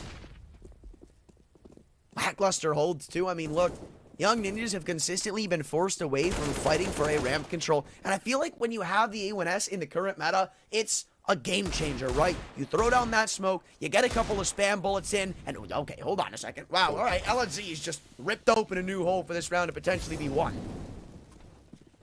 Those are some crazy deke shots right there. Is it going to be leading into a round of victory is the question, and I think the answer might be no, but at least they're going to go for it here, it seems. Moving in through CT circle has an incredible off angle before the further scale. BQ trying in the corner, has a quick trade. There's multiple mollies thrown in now as well. Crucial forced out into the open. The peak's going to have to come through with a little bit less time on that clock. They have no kits. They're going to have to make something work. LNZ just jiggling through, but now walking into the scope of Crucial's AWP. It leaves it 1v2 for BQ. And again, they've done some really decent work, right? You take down 3 rifles, potentially the AWP as well. Like, this is really well done by the Young Ninjas. Remember, this is an eco round. He's trying to get away, but there's just no hopes for him. So look, you walk into this round with Deagles. You walk out, 4 kills and an AK-47. That's not too bad. But we can't keep saying that, you know, that's okay. It was a decent round, or, you know, it was a couple of good kills. Like, this is 7-2. This is getting out of hand. Yeah, you need a turnaround point here, and you need it soon. And this was a really good round, right? I mean, you have players shining, LNZ with the 2 beautiful 1Ds right here. Just incredible stuff. And then you bring things into the 1v1. Obviously, no time to defuse, but you've done a lot of good work. You just need to make that happen in a gun round, potentially. This fight for ramp control will continue here. Boros is not scared of anything, though. Moving past the smokes and flames, and he's able to adjust on a ZTR. What a clean adjustment as well. And the opening kills just never stop. They never end here for Endpoint. Now you just got to desperately dump in the utility over at the A ramp. Hope that they don't just pull the pin on the execute at the A site, because it's heavily weakened up now. 5-on-2 would almost certainly favor the likes of the Endpoint T side. Even looking for an extra pick to be found in middle. Fozy tags him down, though. That nade just barely won't catch him on the retreat, but it's still good damage dealt to pretty much even the score out here. Young Ninjas, yeah, you're in a 4-on-5, but look at all the health you've ticked off of Endpoint's bars. That's something to work off of, surely. Surely. But not deterred here is YoungNinjas again. In these positions, they always like to regress. They always like to group up, and maybe that's a good idea there. 2 kills answered back, and still Nerds is incredibly low on HP here. Mighty Max is getting spammed down through the yellow, and there you go. Op shines through from Boozy. Surreal looking to recover the bomb here, but spotted out, and there's no getting back into this one. 2 incredibly low HP bars and utility to recycle. I really wish they had a nade so they could just double nade them. I think that'd be so funny. You just dump a nade into the corner, gets 2 kills. Wham bam. And third round on the board. I mean, it's a good start for the YoungNinjas. They lose this opening pick and just somehow reverse sweep the entirety of the round, but we're going to need to see more of that. That needs to be consistent because the bleeding, well, it may have stopped, but will they put in the stitches or will it just get unwound once again? Because a third round still doesn't make that much of a difference from the second, especially if Endpoint continue their very volatile half. But if I'm not mistaken, right, didn't we see this exact same score on Overpass? Yeah, I think it was either 8-3 or 7-3. Nonetheless, I mean, if there's ever a time to turn up, you know, you've already proven you could do it once before. Right, so maybe I shouldn't doubt them. Potentially a big oversight by me there. Yeah, I mean, it's definitely fair here. They have proven that they've been able to pull things back. Now, there was a bit of a pause in the mix there, so maybe that had something to do with it to slow down that momentum of Endpoint. There's none of that now, right? Because they're not slowing down the momentum whatsoever. A movement quickened towards middle. Rolf might be caught blindsided here. The smoke comes through, and they're going to split towards B incredibly quick. Yeah, and it does look like that success is going to be a little bit strained. Les LNZ has a big 3K to pull up. Look, they were masters of multi-kills over on Overpass, but that's quickly dispersed from them. And once again, it looks like that'll be the case as they just call it a save. A couple of kills to crack into the B site, and the round's pretty much done. Endpoint once again secure themselves the half. Over before it ever lifts off right there. We're hoping that they could deny that early mid control, and they just kind of concede it very quickly. You see Rolf try and retake and try and re-grab that control, but it was only met with an op shot from Crucial that when he does try and make his presence known, and to follow that up with the B-side entries that come through, the collapse was too quick there from Endpoint, and it's short-lived success. Very short-lived. And it's upsetting to see because the YoungNinjas, they used that in the previous game to get off to a really good start, right? They got the ball rolling. They started slow, but finished so strong. And if you can't even start, how are you going to get close to that finish? Like Endpoint, trading rounds back and forth, especially against the CT side. It's no welcoming standpoint if you're the Ninjas right now because the cash is continuously taking this hefty bruising. You've got one more investment left in the tank, but past that, it's all smoke and mirrors. That's incredibly difficult, to bringing yourself back into this one here. Trying to slow down Endpoint speed is not an easy task here. And again, you're going to walk into your second half feeling a little bit worse for wear, knowing that you're hopping into your T side, which were to go a little bit more even. But like you had mentioned earlier, I feel like it's become a little more CT sided overall with the A1S and ramp control spam that can come forward so easily. Those second halves, you know, those T sides can be brutal if you're not able to find the openers, in which Endpoint are doing so consistently right now.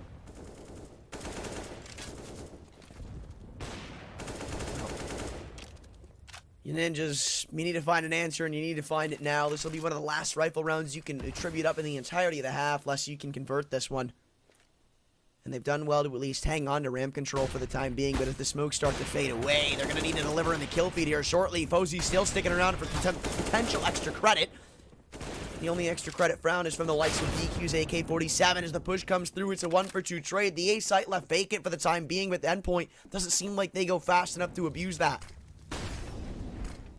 Prioritizing that utility, but they got those left and right smokes down. They've got side all control, so there's really nothing that could go wrong, surely, unless CTR is able to bomb some nades in here, and has found the first kill, denying that bomb plate as well. Surreal, how's he not dead to the flames right there, able to walk away on 1 HP?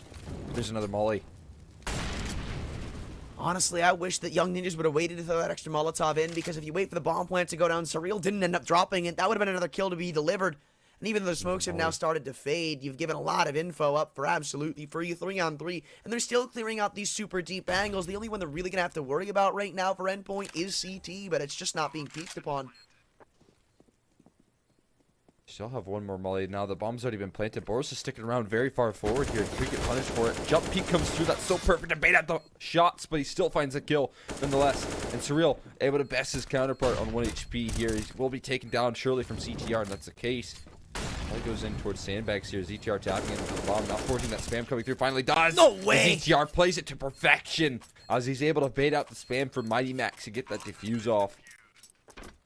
I even thought he heard him jump on top of the boxes for a second. I didn't think Mighty Max was going to spam.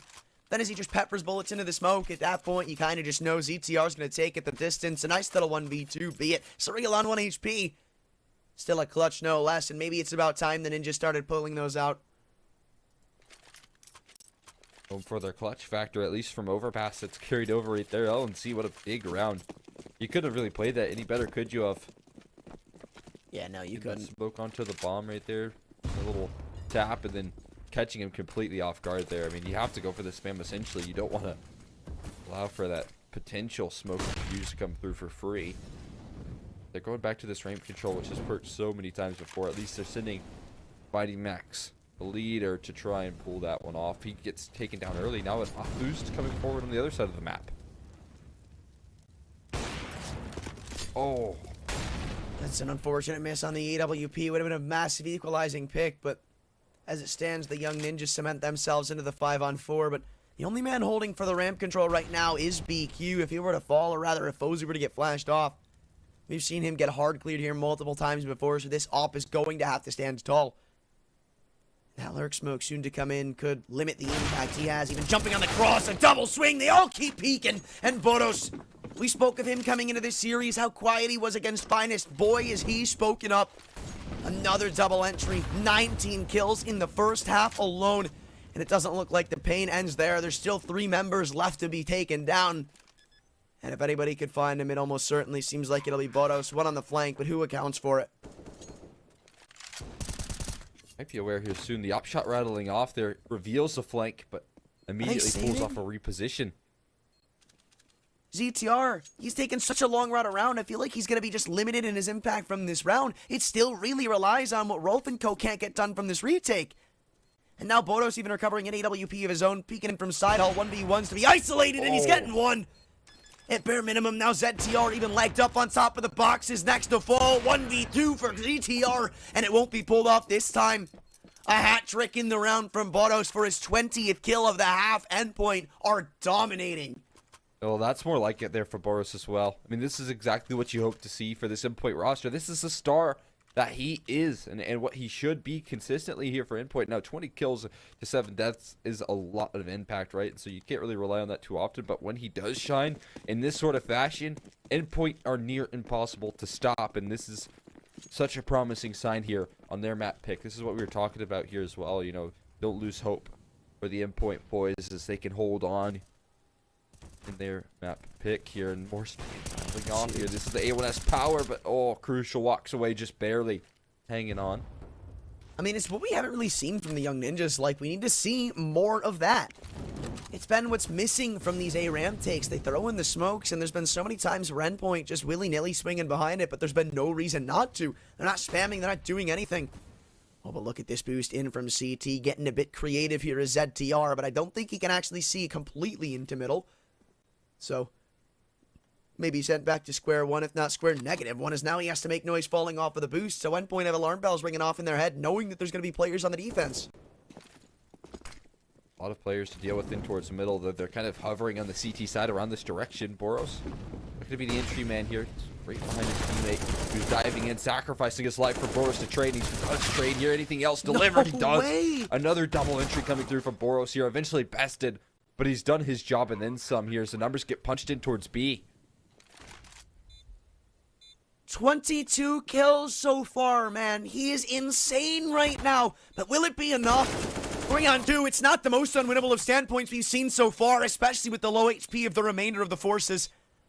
Rolf would still need to pull off the 1v3 op, holding the cross, and he's hit the headshot. Surreal all alone as the Yankees pick back up, and this time the clutch won't go their way. Double digits at bare minimum as Endpoint fish for 11. Oh, man. Nothing can stop these guys right now over on the Endpoint roster. I mean, they are closing things out incredibly so. Everything's working. The entry prowess is there from Boris. I mean, you can see, you know, you just have one player right in front of him diving in, sacrificing his life because he knows the player behind him, and Boros is good for 2 on the entry duty every single time, and it just continues to be true. Last chance having you on the CT side for the Young Ninjas to get anything done. Anything will be accepted at this rate. But you gotta go against Boros. Oh man, easier said than done, but a bit of a missed spray from him.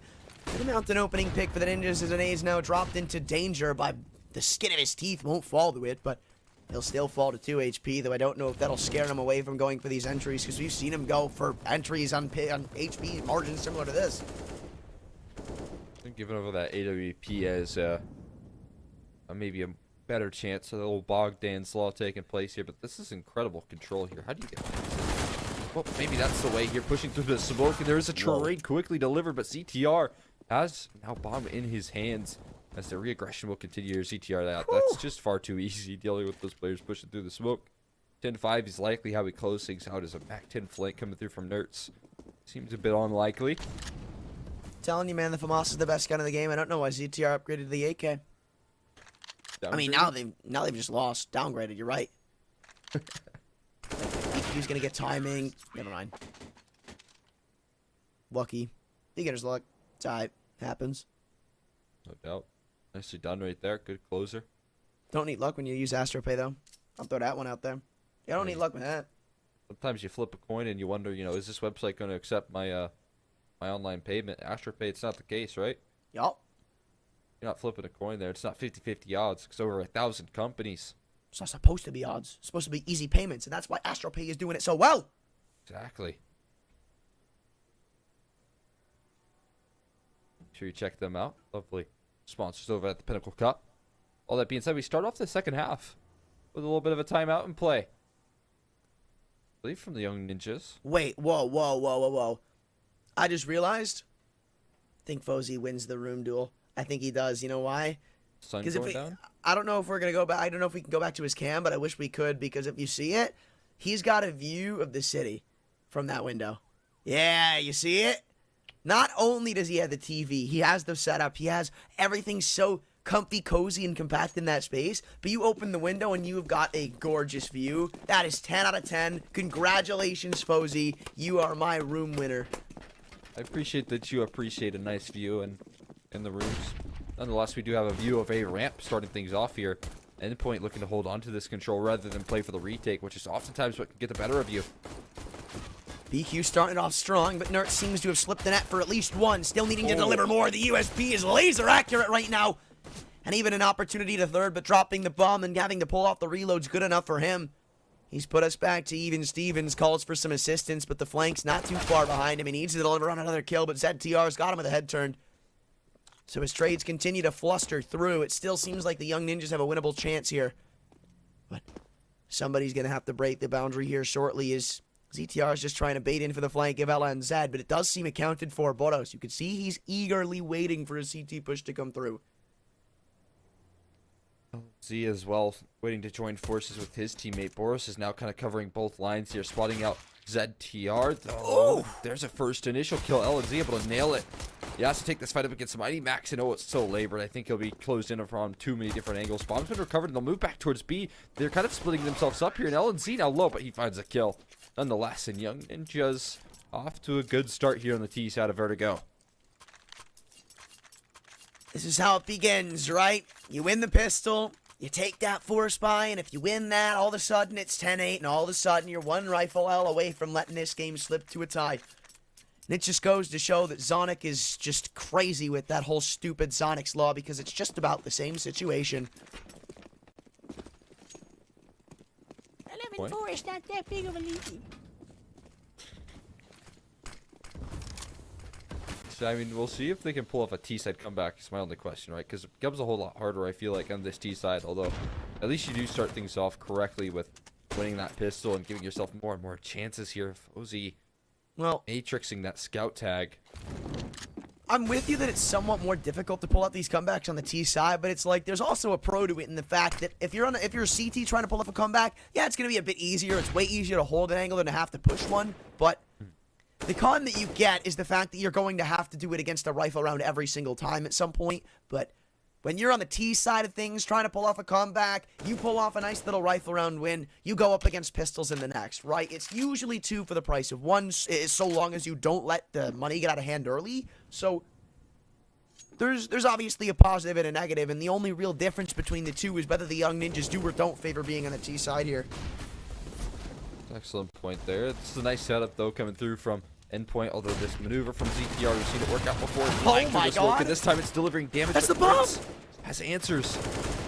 And they're all just trying to bait in. The Deagles come up to the smoke. LNZ's only good for 1, and Endpoint. They won't have to worry about a T-sided comeback when you're winning 4 spies that cleanly. Exactly. You just find a response so swiftly. I always feel like that setup is good to lock things down, right? How are you supposed to punch in the numbers without that critical side haul control? You have to figure out a way to maneuver around those smokes, and we've seen an attempt from LNZ. But as he gets bested by Ertz's MP9, it's so difficult to deal with, and he's been such a critical force here in this second half. I know we're very early on, but you know, T-side we didn't get to see too much. It was more the Boros, so now we're getting to see this full glimpse. Pistols swarm up towards the A site, but they will be met by heavy reinforcement if they decide to pull the pin on it, because Endpoint are not shying away from a very strong defense, but maybe they are now. Fozy, an incredible double dink without even taking a lick of damage, could put them into some form of favoritism. Still a triple setup on the A site right now for Endpoint. The job gets no easier in front of you. 2 inside hall, they know. Can they find the kills, or maybe they don't? It's all about getting this bomb down, but as the man advantage slips away from your grasp, it does look like Endpoint have control of the situation, now doubling the score of the Young Ninjas. And that was their force. It only goes downhill from here. It should be 13 guaranteed.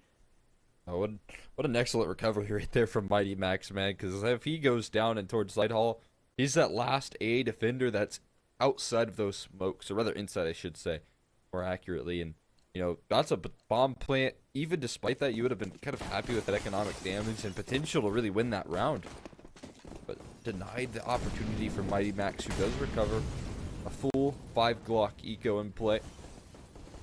So 13 likelihood is locked in here at the moment. They're just breaking all the glass. I can hear it. It's so loud.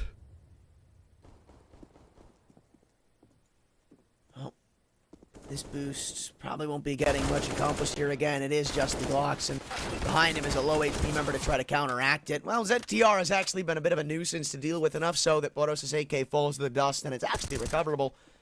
Maybe not so much. I'm not too sure if it fell off the map or what, but this is still going to be a quick farm up from Endpoint. Just hidden behind the body there's the AK will be retrieved. There's multiple AKs as well, something we talked about on Overpass. At one point, it was the case that Endpoint were rocking with, you know, all the firepower in the world. In case with Young Ninjas on their CT side, and we've seen it have heavy effect, especially in Boros' hands. I have that MSI monitor plugged in. Maybe he entered the giveaway they're doing over on their social media over at MSI, and that's being plugged every once in a while in the chat. Sir. Oh, but Young Ninjas, maybe they're looking to plug in the monitors, because this lead's starting to get a bit away from the realm of comfortability. They go into another investment, but this means the world to them. If you get shut down without a bomb plant right here, you're essentially going back to square one on an eco, and that'd be looking at 15-6. This is Endpoint at their peak. On Overpass, I still don't think 16-10 tells the entire tale of what we saw from them for the majority of that game. This definitely does, because even if Young Ninjas come back and win this, bottom line is, Endpoint look way better than they have for the remainder of the event, or at least for the previous parts. Yeah, I think bottom line is that you really did see some struggling on that T side, which is kind of unsurprising for Overpass nowadays. I feel like everyone struggles on that side of the map. So you do give them a little bit of credit. They were lights out on their CT side. They had a really good lead going on, but that pause, I think, really put a wrench into their systems. Now, if they're able to maintain their composure, head into Vertigo and close things out here shortly, that'd be a really good sign heading into the third map. Well, it'd honestly be a poetic way to cap it off of your Endpoint right now to win a 4-on-5 to shut down a rifle round like this as they all come barreling up to the site, though. 2 kills are delivered through a smoke by Nerds. A crucial miss by Crucial himself. And even though that bomb's going to go down, it's desperation to try to deny it. Nerds up through the smoke's gotten a triple, but it leaves it all under the back of Surreal. A 1-on-2. Absolutely no utility. He's got to rely on his arms. If LNZ gives away this peak, then who knows how this round decides to unwind. ZTR and KOPA. Oh, he's run out of bullets. Switching to the Deagle. LNZ capitalizes him with another triple. The Young Ninjas decide to stay alive. Just barely hanging on there. 1v1 converted once again, man. LNZ good for a couple of those throughout this series so far. So keeping the Young Ninjas afloat here in Vertigo. You see those Pinnacle odds. You know, after this early lead that's taken place on Vertigo, starting to heavily favor them. Investment's still coming out here. Crucial. I feel like that op shot, like you said, that crucial one missed, and that was the round changer right there. If he gets that kill, it's likelihood that they close things down with that side hall position. You can never punch in those numbers. With that being the case here. Surprisingly enough, Endpoint, with all of the L's they took on some of those eco rounds, you know, some of them coming close. The money is a bit strained in this one. A couple ops invested, same with rifles, but still. There was a man on a Deagle with a lackluster set of utility. The bomb site's completely compromised over towards B, and I wonder if at some point, Endpoint would just call this a save. I wonder, like, you lose the opening pick, do you bother going for this? No, they don't. 5 on 5, they're calling it a save? This is crazy, man. Surreal will fall to the MAC 10, but site take's already been called off. Endpoint just forfeited up, and I can't even blame them. They went for a bit of a gamble. It gets punished, and so they do concede. They call it forward here. Now, Boris is hanging around in this wild off angle, so he should be good for potentially at least one kill in. If not, you know, game plan is to recover that rifle right around the corner here if they don't head his way, and that's the case. He should be able to grab that A1S over towards the middle and walk away. There's a kit down as well. Thank you very much. He let Surreal die there so that he could grab the A1S there. 200 IQ.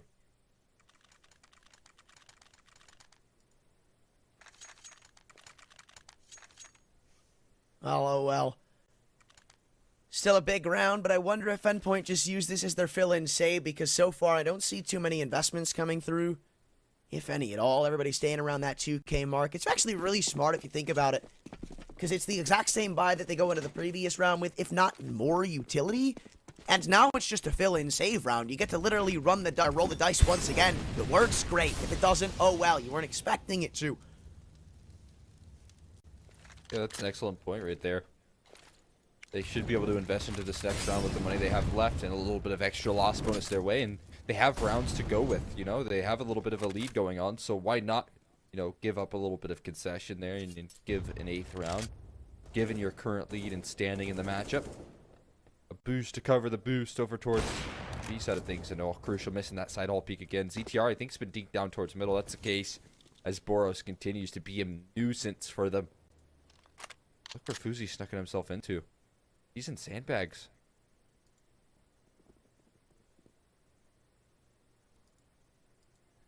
Right, but the end of the round still is not too far away. SPQ might catch Crucial on the re-aggression, even though it is a MAC 10. Oh my god. Inches away from that pick, but now as Fozy sells a distraction, it's just weirdness left, right, and center. Somehow the MAC 10's behind enemy lines, somehow everybody's falling at the A ramp, and somehow Young Ninjas have come away with a 3-on-2 here. You still have Crucial on the op, and I wonder, do they know that he's here? Because they knew someone fell away from side hall, but not necessarily who. And another 1-for-1 is not going to be doing Endpoint any favors as they leave it to Surreal again in a 1-on-2 this time with a Deagle.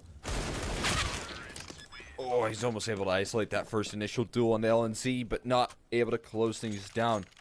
Now, Op's been recovered here for the T side, and they're starting to string some things together here on the Young Ninjas camp. 3 now in a row. Investments lining in once again, but they've been catching a little bit of timing. Those defaults have really worked out, and they're exploiting some of the space that's given to them right there. I mean, we talk about Fuzi sneaking his way out towards sandbags without Endpoint being any the wiser, so they're creating some real space here. And Endpoint, they've slowed down on their CT side. Posey fires off a timing shot for the crane peak. Won't connect, but still some info given over. And I'm not too sure if they heard a man running up towards side hall, but I wonder how Young Ninjas opt to respond to this, because we saw plenty of, well, you know what? Screw that. Above the smoke, Fozzy's just found the head of Nerds. And not only is that a massive opener, but now Endpoint have to forfeit a bit of ramp control. They can't play that aggressive, because losing another man at this stage, even 1-for-1, would be devastating to the round. YoungNinjas and this 4v5 perfectly comfortable in repositioning elsewhere. I mean, you take a look at this B bomb site.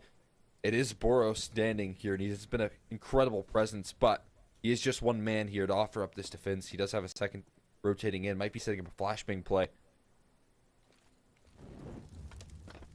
All the pins heard being pulled. Boros, he's slowed down on the CT side, but he's ready to pick it back up. Getting all four. Your B-site takes going nowhere, boys. Who's left? Fozy? Is he going to be a big deal? A 1v4 on the op? I don't think he cares to go close. Endpoint, in the blink of an eye, have shut it down. Oh my god, Boros is such a sick player right there. 4 kills. And oh, Fozy missing that op shot. So that op's going to be recovered there and tossed over to Crucial. What a massive round, though, from Boros. He's nearly on 30 kills right now. I mean, they all lined up. The flashbang was too perfect. Everyone was blind, right? But still, the capitalization. The fact that he walks away with all 4 of those players executing onto that B bomb site is such an overperformance from him. And it looks like that little tiny bit of a comeback the YoungNinjas were starting to inch towards has come to a very, very screeching halt. Is now minus the EWP. They've got to work with AKs and a Galil. The off even picking off the first. Sir Crucial had a couple of questionable misses so far this game. That won't be chalked up to one of them. It'll be in the statistic of openers. And Boros, man, you really think you were going to stop him right now? That's his 29th kill. And he's still hungry for more as another one's coming through middle. It's LNZ. 1 on 5. I don't think he knows about Boros' angle. He most certainly doesn't. 30 on the board. 15 for Endpoint. And 1 away from going to the Mirage. 30-30 right there from Boros, man. What a round. What a map coming through from him. The resurgence from Overpass. Because this guy, not only has he been finding, all of the kills necessary, but he's coupled that with the fact that he's been finding so many opening kills. So many massive multi-frags. This is exactly the level that you're hoping to see from Boros. And every step of the way, he's trying to pull them across the finish line. This should be an easy way to 16. Look at the investment coming through from YoungNinjas. This might just be the end of it again. It's desperation as they quickly make their way up towards the A site. Tech-9s and Deegs round the board. While they've taken ramp control right in the response, Surreal's coming in from a B ramp flank. You're going against every single member of Endpoint right now. If you want to win a round, you are most certainly going to earn it. You've not even won the opening duel. 5 on 4 as things continue to go negatively for them. Nert's even chipping away with it all.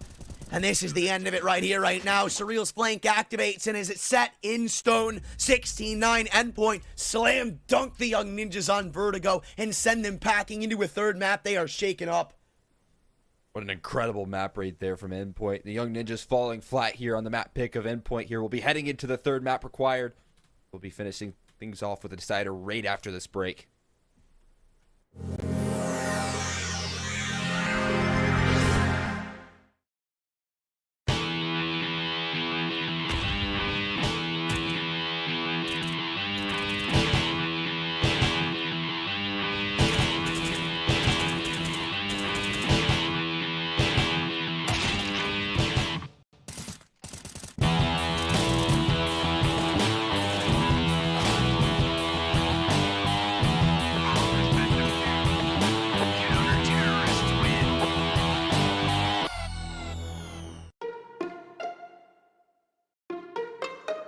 Paying online with AstroPay is really simple.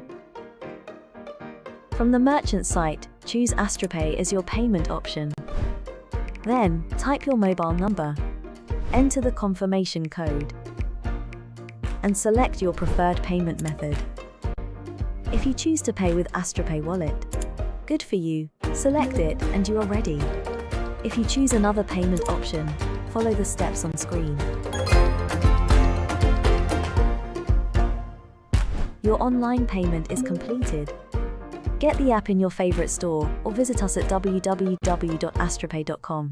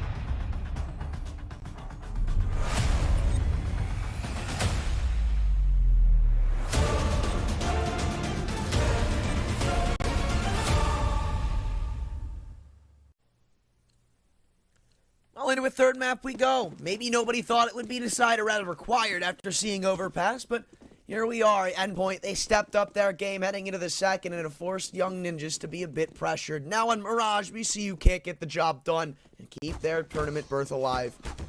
A fun way to end things as well. After what we just seen from Boros on Vertigo, I'm so excited to see if he can carry over some of that same level here in a decider of Mirage. I mean, certainly capable of doing so here, but we did see a little bit of struggle up against what was that Team Finest roster the other day, with Endpoint failing to close that one out.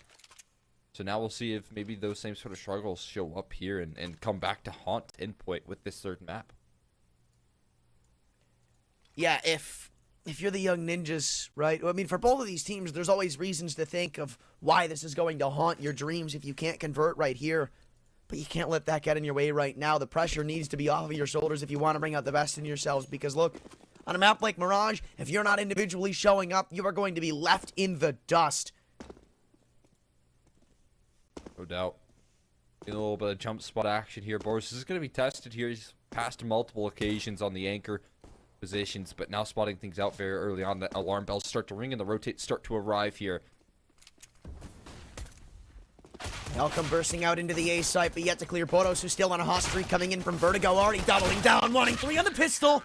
It's not granted to him, but Nerds gets himself a double as well, and Endpoint again make clockwork of a pistol round that's most certainly theirs. But when does the bleeding stop? Because again, that is just the pistol, but there's still strays in over from Vertigo, but they got that pistol win and took it so very far before the YoungNinjas could even breathe and think of bringing that lead back.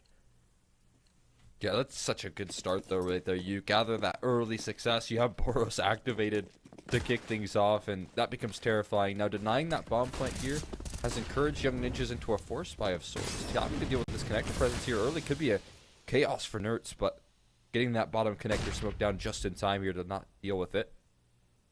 A boosting towards window, but, you know, crucial, we'll see the lights go out. Oof.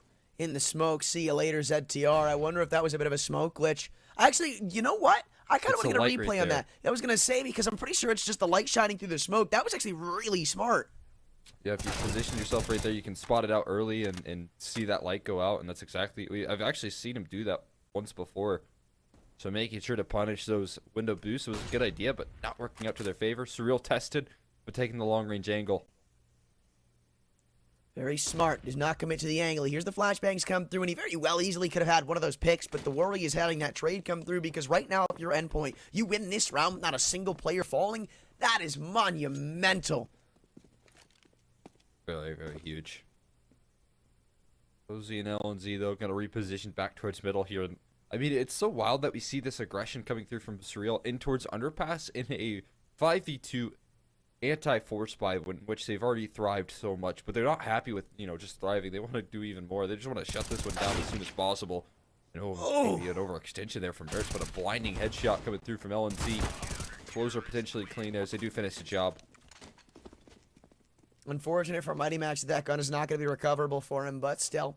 You're going against pistols again. It should be a quick and easy 3-0 start.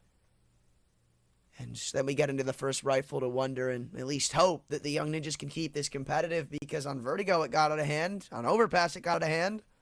Every single map, it's gotten out of hand. It's been a slow start for the Ninjas every single time. They'll have one more chance to try to deny that from being the fate. That's a good point here. You just really struggled to get lifted off here. I mean, Endpoint have had every early start known to man. So trying to, you know, work from behind so consistently has been a challenge for YoungNinjas. Even on Overpass, you know, you really didn't see that clawback happen until the pause is called in. Flashbang action going in. Nerds able to blind up the recovery there, but CTR is available for the trade.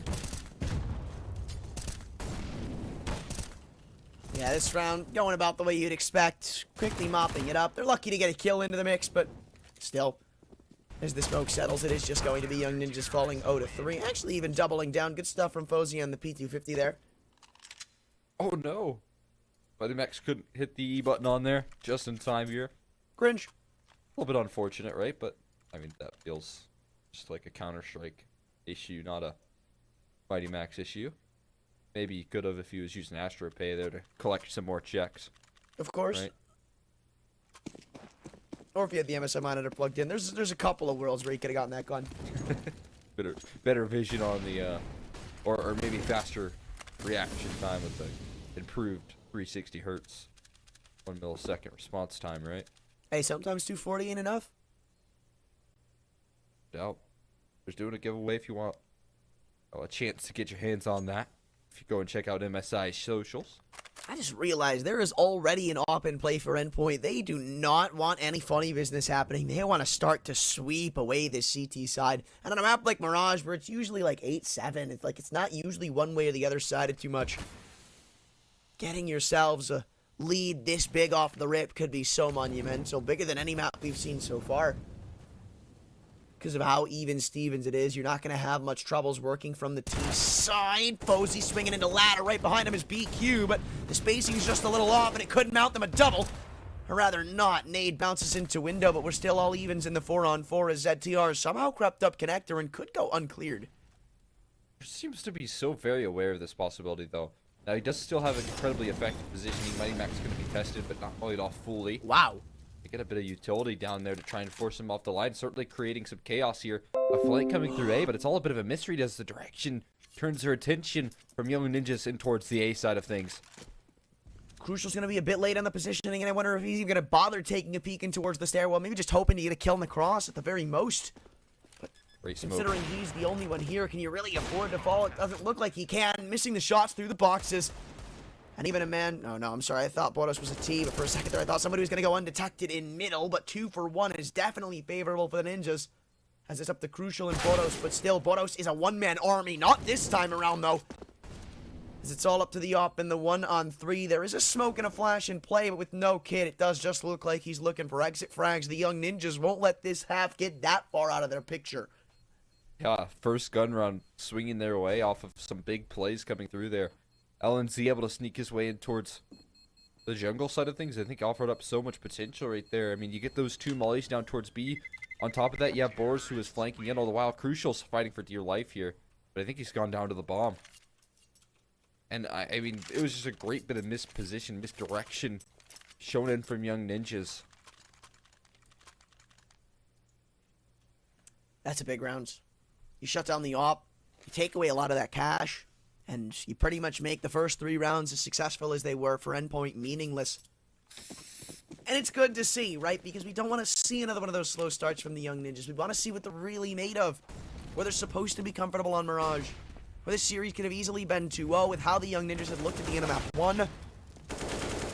Maybe I'm still getting a bit too far ahead of myself because there is still Boros to go through, and he's not happy with his result in the previous round.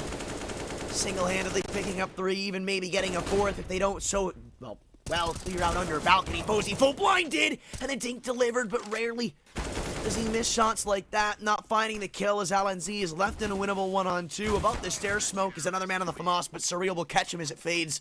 And Endpoint right back to a 1 round. Boros is furious about losing that last one and has answered it with such an amazing round right there. 3 kills in the dink. Couple that. I mean, what a phenomenal A-side hold. And he just continues to pass the test time and time again. Those Pinnacle odds continuing to favor Endpoint as their lead continues in Mirage. And, you know, interesting decision with the economy here. Fozy going to be investing quite a bit. A lot of utility invested into this round and hands of ZTR. But look at this play from Surreal. Endpoint quickly trying to be the dominant force reigning over middle. Oh, look at how far Fozy's been able to creep out. That's going to be a big opening kill. Not only is it just that one pick, but it's Boros. If anybody, they might be able to just use that smoke to get straight out onto the A site right now. You throw it over towards jungle, and you've done so much of the heavy lifting already, but they just call it off. They don't overextend. And maybe even a smart play called in the bitter end, but now it's all about getting Endpoint in their own heads, right? You're only against a half buy here. You can't possibly drop this, right? Surely. Boros, a heavy hitter of last round, take it down. That has to be a huge encouragement factor. They've gambled a little bit towards this A-bomb site, but they've really cut noise. So now you're seeing Endpoint get a little bit uncomfortable in their positioning. So now they're playing a retake, and the re-execution should be met with limited resistance. Coming out of the A ramp, just going to start deploying the utility in response. They do only have that 1 smoke flashbang, so once all of this is said and done, once the smoke fades, the magic begins to sway away from them, though. Fozy's been allowed to double down, and they've spotted a double stack over in jungle. Fozy continues to go hard in the paint. That's his third. Deagle should attribute up to a fourth, and Mighty Max calls it off, but I don't think there's any sort of safe haven right now. Look at how far the Young Ninja's going to take this gun out of his hands. Why not, man? You've just won an eco here, so, or rather half by, I should say. Max is hanging around towards market. They're grouping up here potentially to push in towards market. CTR hanging around close by, but maybe they'll just hold on to the victories in which they've just grabbed here and happy to concede, you know, a single A1S in the next round. Surely that won't come back to haunt them. But what a round right there from Fozy, man. Triple entry, doing everything for the team. And he is that hero rifle, right? I mean, he's the only one that has the AK, and he does it all. I mean, well worth the purchase. And now in this series, he's proven it. Consistently, he is able to deliver on big kills like that. He's done it with the AWP.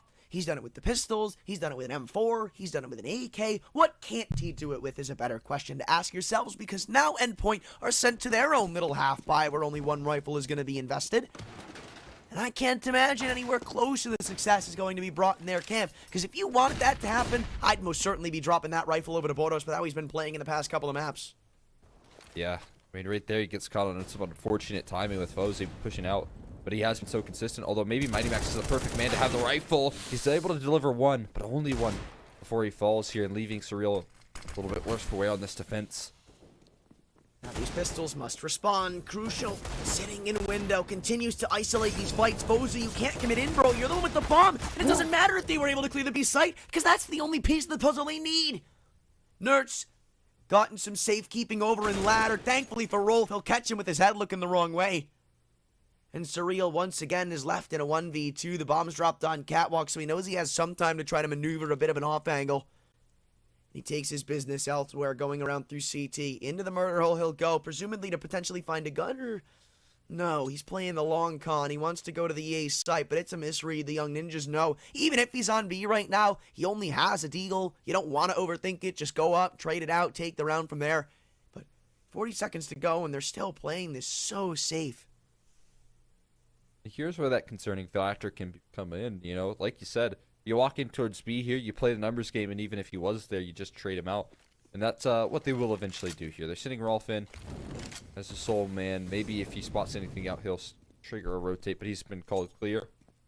And the bomb will soon join him. So, Surreal in this 1v2, he will start to head in. Interested in going for this retake here. But it's going to become a world of a lot harder with no utility, only one AK in his hands now. Well, he does have armor, and spotting the first man over on Van, he gets info of both of the players, but Rolf won't let him find anywhere close to a kill as he taps away for the head. Young Ninjas have secured themselves what should be a tie game, the closest we've seen them so far in the first half. And oh man, answering things back there swiftly is Young Ninjas here, and really able to keep Endpoint away from getting too far out of control, right? That's incredibly key at the moment. Because again, those early starts have been what helped them out so many times in the past, and now they're stuck on 4.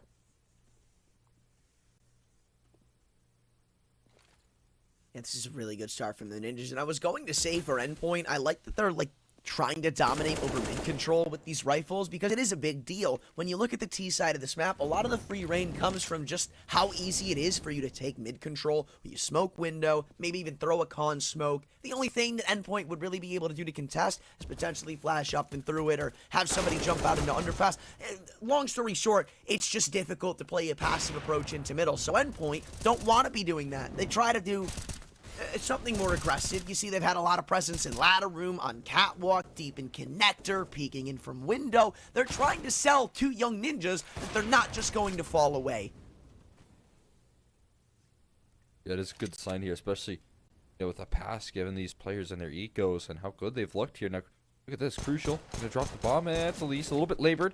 Trade not delivered just yet, making things a little more doable, but bomb's been recovered now. Rotates have arrived onto the scene. ZTR missing his chances just a little bit here.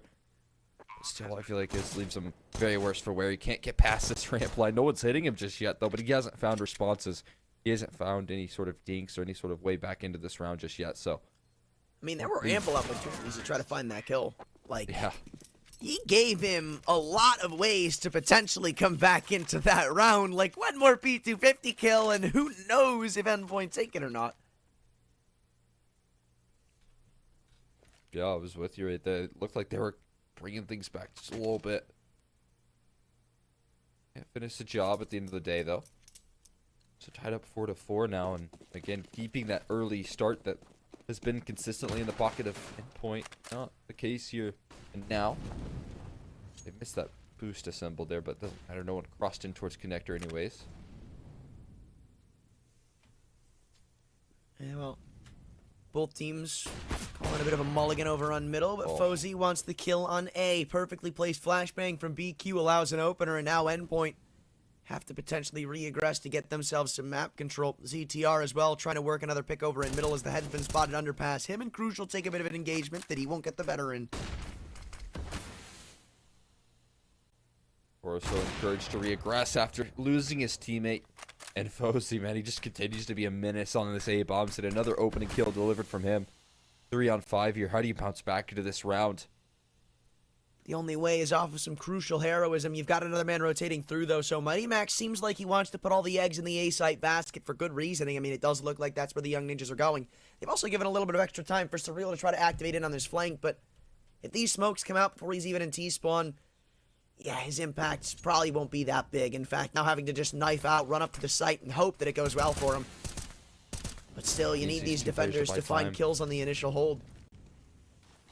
Flanking very quickly here, and I think that the game plan for Endpoint is just stay alive until the flank does come on in. Playing around these smokes so well, too. Look at the timer. Crucial's just double down. The bomb's dropped into the open, and ZTR's still very low. There's Surreal chipping in with the flank. Fozy's double entry means literally nothing, apparently, as they still need to recover the rock. It's sitting in front of bench. With a low HP, ZTR, LNZ is going to have to be the one doing all of the work right now. 9 seconds to go, and I think the YoungNinjas know this one's impossible to win. LNZ, unless he picks up this kill, the round is just done, and thankfully he does, planning in front triple. Do they have it in the nick of time? It's a 1-on-2 coming in from CT, and Mighty Max has now shown face. No utility, no kit, and this time is not going to be in his favor. Look at LNZ, the ball's on him. Going all the way around in through middle. ZTR's only goal is to stay alive. And even if he falls right now, this round's probably done. You don't expect ZTR, or rather LNZ, to be coming this far around the world. Hasn't shown his face just yet either. So now, numbers getting punched in. It's a full 10-second defuse, as you've mentioned. And thank you very much, LNZ will grab it. No other options. And the perfect timing. LNZ, man, the clutch factor continues to be there for the YoungNinjas. What an incredible 2v2 with no time left, with maximum pressure on the shoulders of those two YoungNinjas. Some of that experience that they've gathered really shining. I mean, look, LNZ is a literal hero here for the Ninjas. ZTR, like, there was literally no chance for him to win that round if LNZ falls. There really just wasn't. And it sends shockwaves through the Endpoint CT side, who now have to go back down to these pistols again. The YoungNinjas are about to have their, well, one of their biggest first half leads of the series. Yeah, that's insane. Has to feel so good as well, winning that round, knowing that your 2K did not go in vain, your double entry, right? Fozy did such a good job of starting that round off, and his teammates were able to close things down. Some trust just continuing to rise in the ranks here of these YoungNinjas players who feel like they could not do anything wrong in these last couple of rounds. Well, I don't expect much to come of these ones either, quite frankly. I definitely think the YoungNinjas cracked the code for some form of success in connector. I don't know if Fozy spotted him or just fired a shot blankly, but regardless of it, the outcome is still successful for him as they look to charge their way into the B site. Nobody's going to be there in time. It'll all be up to what they can get done on the retake. Surreal's going to have his head turned in 2 different directions as well, because if things weren't bad enough, ZTR's just found a flank kill on A. Yeah, this could be flawless here. Much needed after a very close contention round. We do see that flawless nature. ZTR could be flanked upon. It looks like he's become aware. He certainly has. Don't jinx it. I think you actually already have, quite frankly. Maybe not, though. I mean, still no real chance. Crucial so far removed from the situation, right? So, should be nice and clean. It's against pistols, too, so I doubt YoungNinjas are actually all that, like, willing to hunt. Yeah. Not even about, you know, taking the guns away. There's nothing for him to have. He has a deagle. You're not denying any cash. Doesn't even have armor. So, smart play from the Ninjas. As they find themselves a 6. You're going to still need a little bit more out of this half, right? You want to end it off with at least 7 if you're the Ninjas, especially in this spot that you found yourselves in. But still, you know, even another nice glance at that beautiful little city that Posey's got chilling behind him. What am I staring at? Darker and darker. You see those lines on his face? Yeah, what's that all about? That might be a camera thing. I don't know. Interesting. Less. See if they continue their success here. I mean, this is going to be a really important round. Look at this. Just fast A aggression going to be met. Crucial. Able to avoid the flashes, but not the headshots that come through. Boros, so of course, going to be good for 2 here. Why wouldn't he be? If he pick up the AWP, I feel like his deadliness just continues to go up and up as the timer continues to tick on. Molly comes through, but Posey can't deliver back. It's missed the mark, and now they continuously want to find this raid, but the only way to do so is to offer up the 1v1s, which is also the only way to let him continue farming you up, even though Endpoint have had a couple of quiet members of this game. Boros most certainly has not been one of them. Not at all, man. Just leaving up right where he left off over on Vertigo, man. A huge multi-kill on a site defense. We've seen it so many times before. We've even seen it on Mirage here. Now a test being offered up here is to will LNC and CTR be able to pull off another big clutch as a duo again. Well, does not look like that's going to be the case, as now it is all up to the lone gun and ZTR. 7 kills to his name. With the bomb on his back, he has the liberty of attempting whichever do site he pleases. And Mighty Max actually, for a second there, just wasn't looking the right way in middle, so ZTR has potentially slipped the gap for a kill or 2, with Surreal now walking back into Connector. It's a head offered up, but not one that he'll take, as this last flashbang's down his first up. They all come swinging through, and it's absolutely no sweat for Endpoint here. They get themselves a 5th round and are looking to level up the score once again. Incredibly clean right there. Boros just doing everything in the defense of that A bomb site once again. I mean, a couple of those rounds, he's pretty much single-handedly changed the tides of which, you know, you are seeing some Young Ninja success there early on. They find that opening pick, and then, you know, the response is just that Boros deletes all of you on that retake and attempt of control. So phenomenal work from him once again, denying that ramp control here, but dealing with mid is a whole nother story, and that's where Young Ninjas move quickly. Oh, and the flash out in the middle. Nertz is ready to get himself on the board. A double kill to open this round up, but Posey isn't ready to give it up yet either. Though I think it's forced away from his hands. Nertz, his reign of terror is not finished in middle. And it's the exact same scenario playing out in front of us again. In fact, I even think it's the same finish. ZTR can't stop them from elevating to a tie game, and now they're the ones with a bit of a weakened up economy. They're the ones having to take a save, and giving up the lead to Endpoint would be absolutely huge. Yeah, this would be a nice turnaround here, giving yourself a little extra cushion heading into that second half, your T side. And there was a lot of good signs there on Vertigo's T side, where we were seeing that entry prowess. The fact that we still see a very strong Boros is a good sign as well. Surreal feeling confident. The same here. Some movement fast towards B. I imagine this has to be a B rush. But turn from a molly for now. Everyone's here, though. Everyone's grouped up. So they're telegraphing this read. And Mighty Max is just jumping around with the Molotov in hand, rather just the smoke, waiting for the pieces of utility to come pitter-pattering through. There's a man over on the catwalk angle, but doesn't seem like he'll be hard cleared. In fact, now it's just 1v1s to be taken round the board. Posey's gotten one leveled out on the P250, and they continue to inflict some dinks and damage to the CT side, but it's not going to be enough to amount them a bomb plan, or at least I don't think so. And Surreal wants to be the one to cement that as he runs up to the site. Him and Nertz have single-handedly denied it. Even with a flick on the USP, will end off the round. 2 kills, no dice on the bomb plant for the Young Ninjas as it's back to the drawing board. Nice attempt. Bomb plant would have been great to allow for Posey to move on to the AWP here and get that being brought back up. But the fact that Endpoint have denied that is going to limit them onto it. On top of that, you know, they've kept up a decent number alive. I mean, at least you are holding on to that magic number of 3 or more. So building up that economy here to try and close out the rest of this half. And Ninja's falling flat here as of reset, struggling to deal with Boros' effectiveness now in that last round. Surreal, you do have a full team effort, and they're going to test the waters towards A again. Boros making noise, though, so Fozy has a bit of an indicator of what's just happened. Now he's just jiggling with an aid pulled out. I assume he's waiting for the palace pop to come through, and that could be a big leeway because they know Boros is closing the E-ramp. It's all about a bait and switch, and BQ's just done that. Fozy, even if a trade comes through, he should be right behind him to get this trade, sandwiching him in. Even when his back's against the wall, he doubles down. And though the A site's been compromised, it is still a very convertible 2-on-2 endpoint. They know about a man still being in connector, because that's everything right now. ZTR goes uncleared, and he may just cut off your rotations, but he decides to forfeit his way back up through the smoke, and as the bomb goes down, it's a 2-on-2 post plant. Looks like ZTR's aware of this flank coming forward as well. He's covering this flank. Mighty Max is going to walk into a huge shadow advantage in favor of ZTR. But he's not going for the shadow. He's going for that close peek. When he's waiting, he wants Crucial to be the man to pull a distraction, but ZTR just 2 posted up on the angle, and that leaves nothing for Endpoint to work with. Crucial calls it a day and calls it off.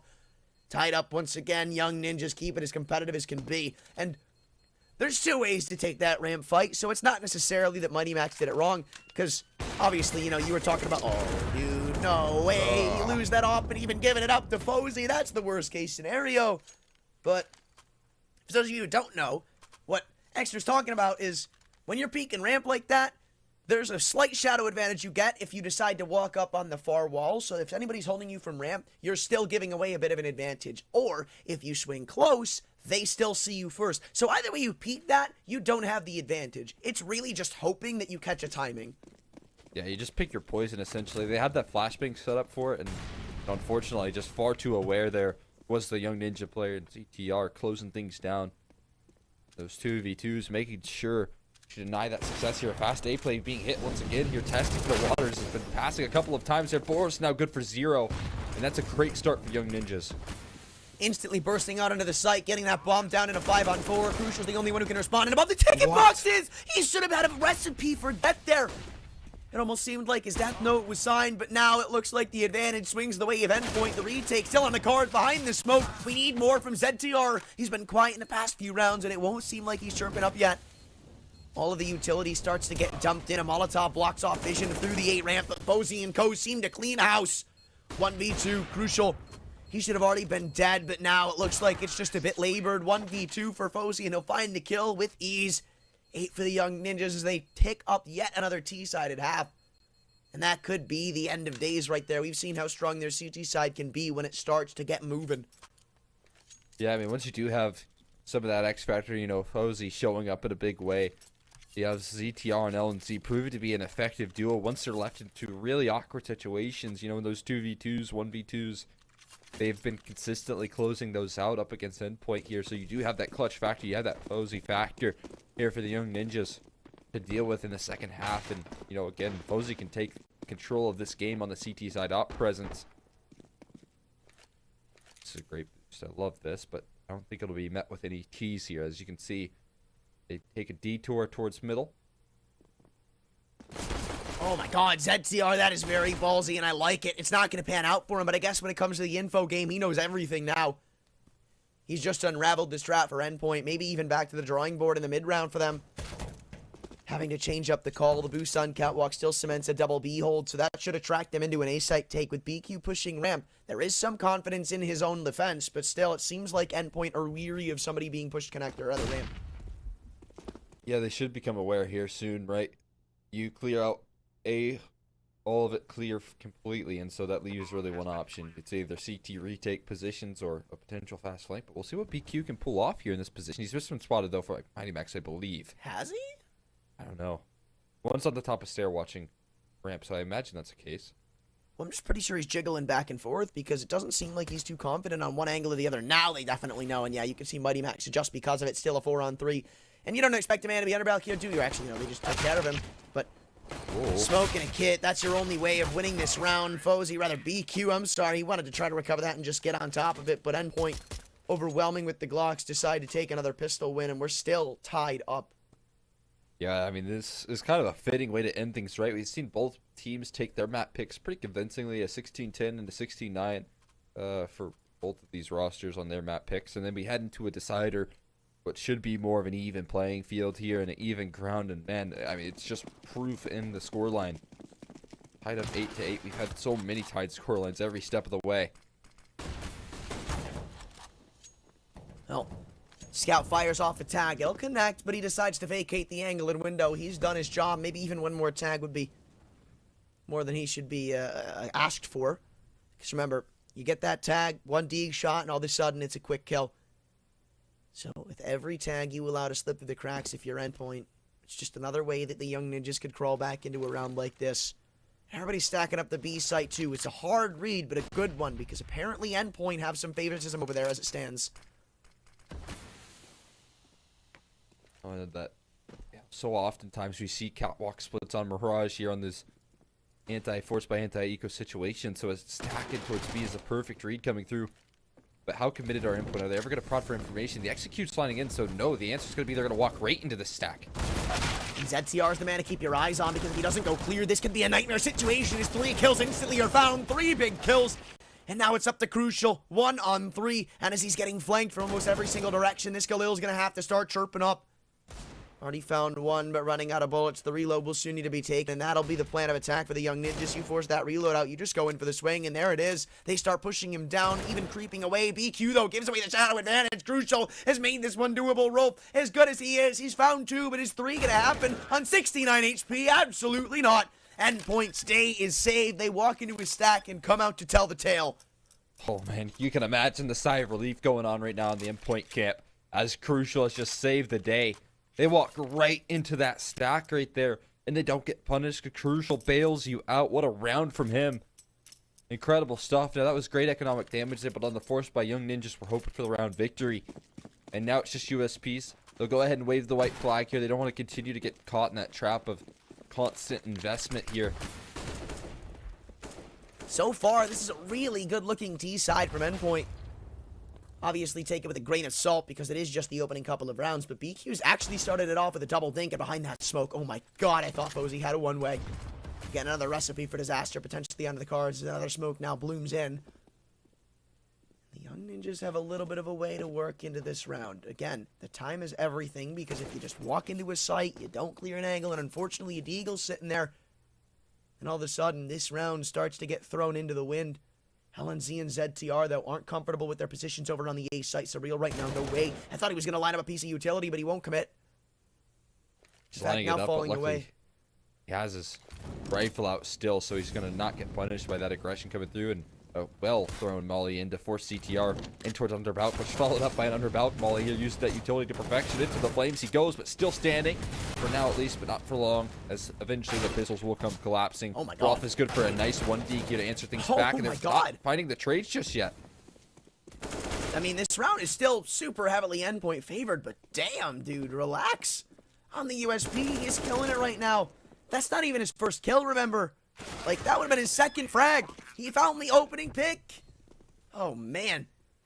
USP looking scary right now, but still, as Endpoint walk away with those 3 rounds, we get into the meat of the bone of the game. Young Ninjas trying to crawl their way into a first CT-sided round can do it right now.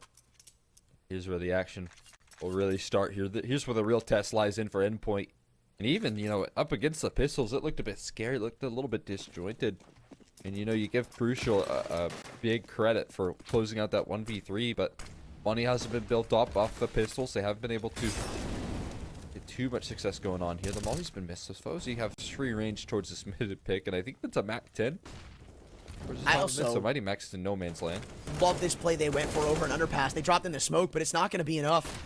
Bodos again finding his openers just like the things he does. Mighty Max even at long range just added up to the tally with an MP9. And Fozy's op should not be able to respond. They have control of the A site. How long will it take for the bomb to arrive? I don't think it's going to matter because Bodos is taking everybody down. Oh my god. 3 kills for him, once 4. Rolf just backing away saying, I'm out of here. I'll take my gun into the next round. The Young Ninjas have been outgunned and outclassed. Endpoint to 11 off of Bodos' triple. The guy is just tearing through the Young Ninjas right now, man. What a 3K right there. And it's not the first time we've seen him do that. I just don't understand how he's getting away with it so consistently. The lights out firepower that he's been showing through is so hard to deal with for the Ninjas. Now, Rolf might be fortunate to save on to his rifle because he's being closed in upon. He doesn't even realize 1 out of apartments here. He's been spotted and taken care of here. Surreal to finish the job, and no rifles being brought into this next round for the Young Ninjas.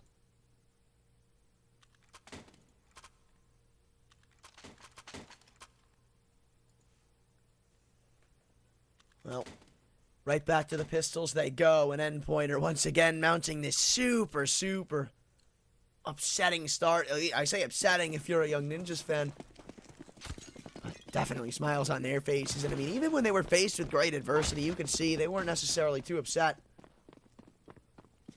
But they certainly have cracked the code for the YoungNinjas Mirage right now, and I don't think that's going to slow down yet, because again, against pistols, probably going to get yourself a 5th. Yeah, definitely feels that way. So again, they're going with this B-side stack, right? It's almost panned out. It required a crucial 1v3 to win it, and if they continue to make those little mistakes here, potentially could come back to haunt them once again. But they just have Surreal lurking about here. There's no real commitment being made. He's just trying to draw in presence, maybe commit towards the stack, although... Do you see that A lurk is coming back? No, just suggest towards Palace.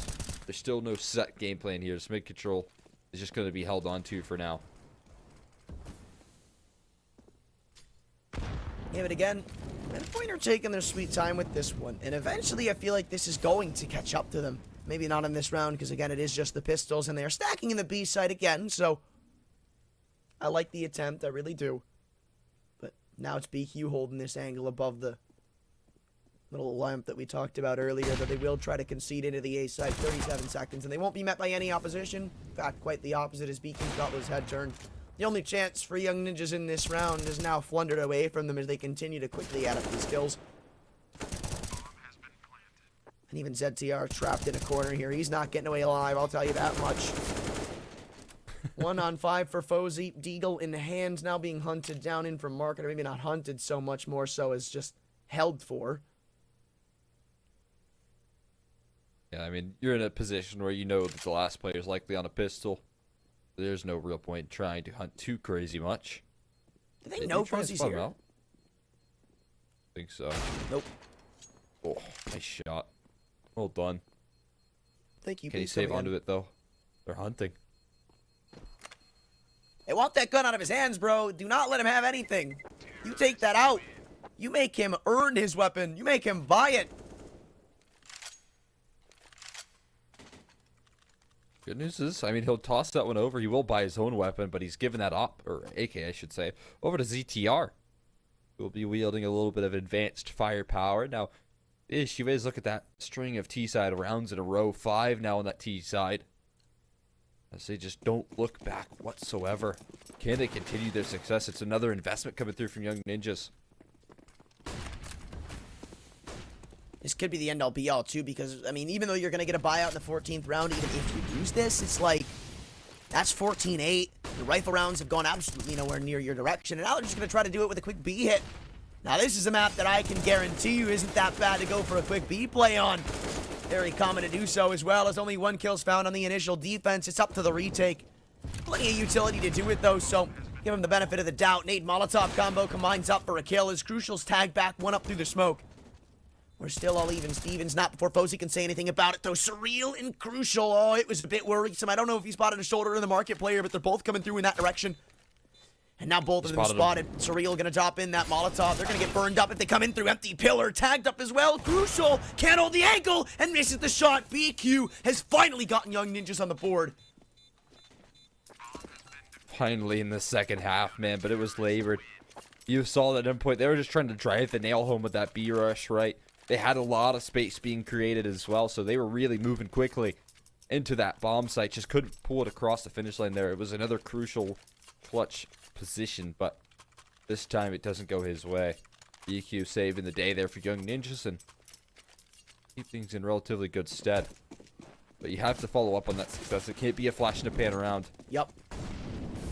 Especially with how close it was, right? Only 2 players staying alive for the CT side. It's not comfortable when it comes to terms of economy. So, wow, I really thought Mighty Max was just going to catch that like a catcher on a baseball game. I don't know. Though still, an opening pick is found from the EWP. Nert's trying to lurk out through Tetris. But BQ is all the more weary as that op is now repositioned. He's actually really good for that headshot, needing more to be delivered. Fozy exchanges equivalent damage with him in Sandwich.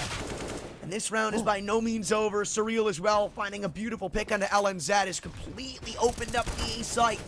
Nobody's going to be able to hold the cross. ZTR falls on the stairwell, so Endpoint leave it all up to Fozy, or rather go all against Fozy. And even around the smoke, he's found a bit of a gap. Bodos no-scoped into oblivion to put us back to a 2-on-2. Again, Endpoint find themselves here. Gonna trigger a fast movement here. I mean, Fozy, he's gonna soon realize that it has to be a B-side play as he's cleared out all of A and feels no more pressure. Surreal is already in the site, though, and that's gonna be the issue. He's made it past that market line here. Maybe he can cut off the bomb rotation, though. That might be the case. And Fozy hitting the leg shot. That's it, though. Surreal will make quick work of him, but still, it's winnable for Rolf. We've seen him do it before. He's a star when he comes to live.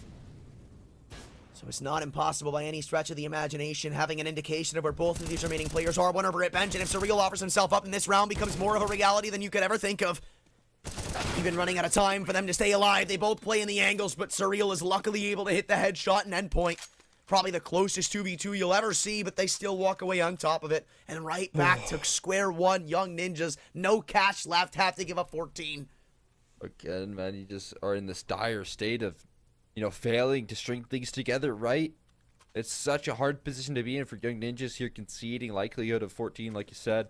Getting closer and closer to that series point, and, you know, every step of the way here, as Endpoint get closer, the pressure applied on YoungNinjas is going to be more and more as that makes them closer to being eliminated from Pinnacle Cup. Number 3. Well, half-by comes through. The YoungNinjas have made some of these very close rounds before, so I won't count them out just yet, but with how Endpoint are looking, they certainly aren't the favorites. 30 seconds tick off of the clock as everybody stays at a standstill.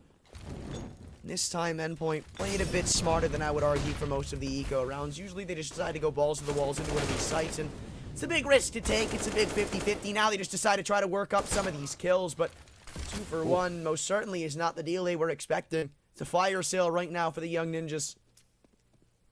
It's going to be in the hands here. Rolf hitting the 1 dig, and that's going to be an op retrieved, an AK, rather a bomb in his hands here as well. Mighty Max is lurking out of jungle, but it might be a little too late to activate at this point. You might find a couple of kills here and there, but no, he's missed his shot. Finds it on the recovery of sight here.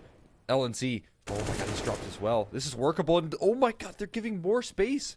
Fozy's found himself last alive with only 28 HP. And the only person that's going to be so upset right now is Rolf, because that flank kill was so massively impactful, and Fozy's missed that shot too. That was, again, another chance where this round could have flipped hands. Mighty Max, he hasn't been activated the entire series or entire map so far. He's just now being made positive right there by finding those multi-kills. And what a way to do it in such an important round to keep things in good stead. You did not want to lose an eco, because how many times have we seen that be the catalyst for a comeback? Too many to say that it wouldn't be a big deal. Well, now it is really last chance avenue for the Ninjas. You throw all of their hats into the ring right here. You lose this bye, you pretty much lose the series.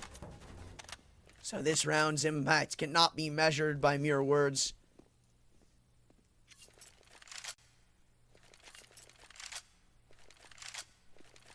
Going back to that slow approach again as well, with potentially letting that pressure just sit on his shoulders here. Surreal going for the pre-fire, top of connector, get some spam rattled on back, but it's good enough to keep him at bay here, away from holding that position towards underpass.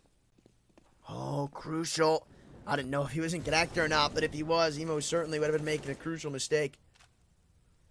But they still have a lot of mid-control right now as they slowly work their way up catwalk. It does seem like they're trying to favor towards a B lean, but they have a lot of positioning advantage right now, and the fact that there's a lot of spots where they could find an opening kill and just use it to take favoritism into a bomb site. With Fozy shutting down that con player, I think their fate is sealed into a B hit.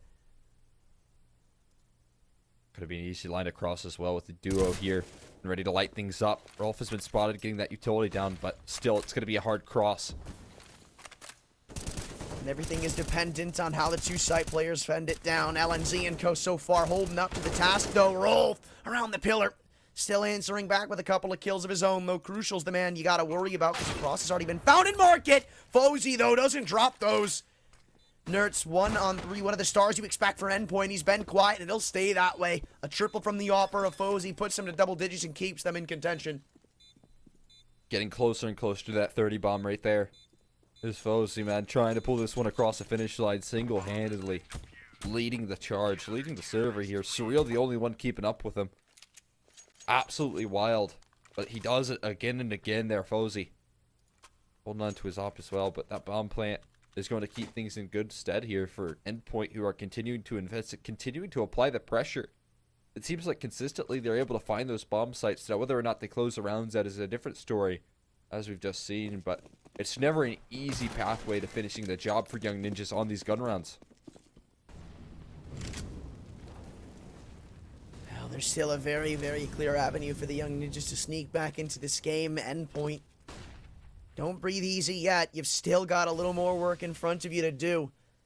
They want to try to excel out into the A site. Crucial's just locked down Fozy. He's one of the players showing up for the YoungNinjas, if not the only one doing so. So again, this task becomes easier. ZTR and BQ, out of the two of them, one of them's going to have to deliver. And that's just to keep the YoungNinjas alive. You lose right now, and it's still just so unfortunate. But back to square one it would essentially be with a minute 15 on the clock. They start to dump in the utility. Still yet to clear out BQ and Ninja. With Crucial doubling down, it looks like this one's set in stone already. 2-on-5 for LNZ and Rolf. The B-site rotators, seems like they already want to call this one off, call it a day. And nade bounces in. LNZ, again, barely survives. A sneeze on him and he falls, but they both run away to the B-site. They vacate and give up match point to Endpoint. He's able to make the runaway for now, but he can continue to hold on to these rifles. I mean, you can see the entirety of Endpoint starts to close in upon these two remaining CT spawn players. Moved in towards apartments. No, they found one out. Now it's just LNC who's low on HP. Left last man standing and surely not to save as they close in. From underpass, from apps, every which way. LNZ, how you going to hold on to this? The answer is I don't think you will. Spotless when it comes to men alive for Endpoint. All five of them keep their lives in check. And yeah, you'll have Fozy on the AWP, but behind him, what have you got? A couple of strained rifles, MP9s, lackluster utility, no kits, and not that much of a chance. Yeah, looking more and more likely that they close things out here soon. Now, 5 in a row isn't impossible for YoungNinjas. It just hasn't been too convincing. It's only been 2 rounds here on the CT side that they've been able to gather up against Endpoint's prowess and entry ability here. And they've got to play these close range angles like they have to. With the SMGs, you don't really have the liberty of playing away at long. Oh, ZTR on top of the balcony. This kill means so much, but Nerds finds it with ease. Mighty Max and Ramps also double down. It's the beginning of the end, Exner. They all fall apart. It all comes tumbling down. And for Rolf and LNZ, you can't save this time around.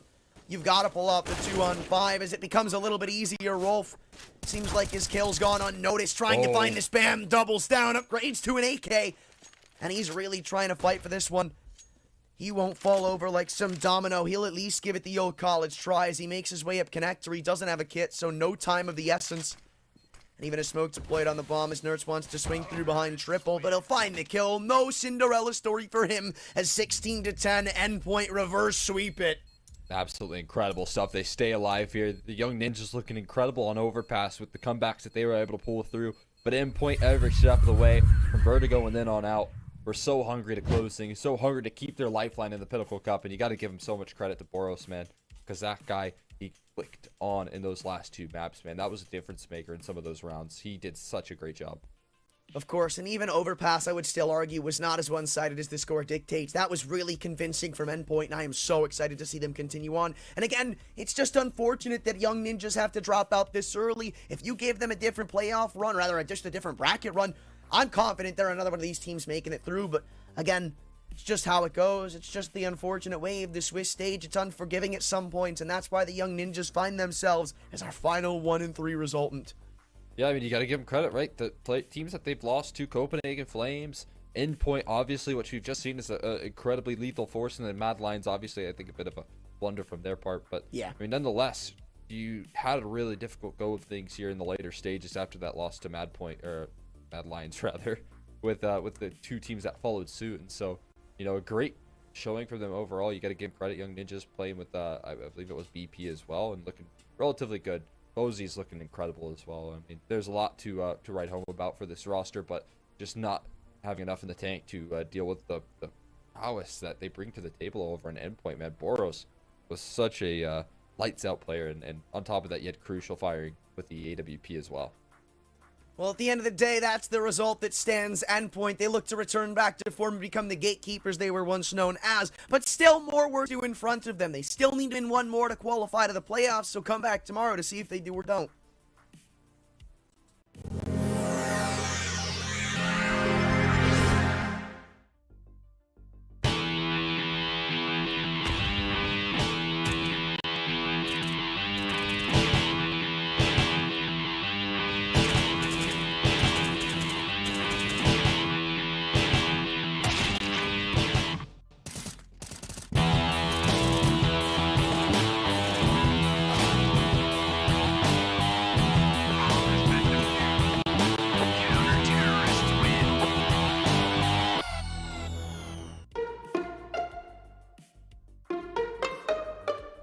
Withdrawing with AstroPay is really simple. Go to your favorite site and choose AstroPay as withdrawal method. Then type the amount that you want to withdraw, type your mobile number, and click on the Confirm button. Now, enter your wallet with your usual credentials and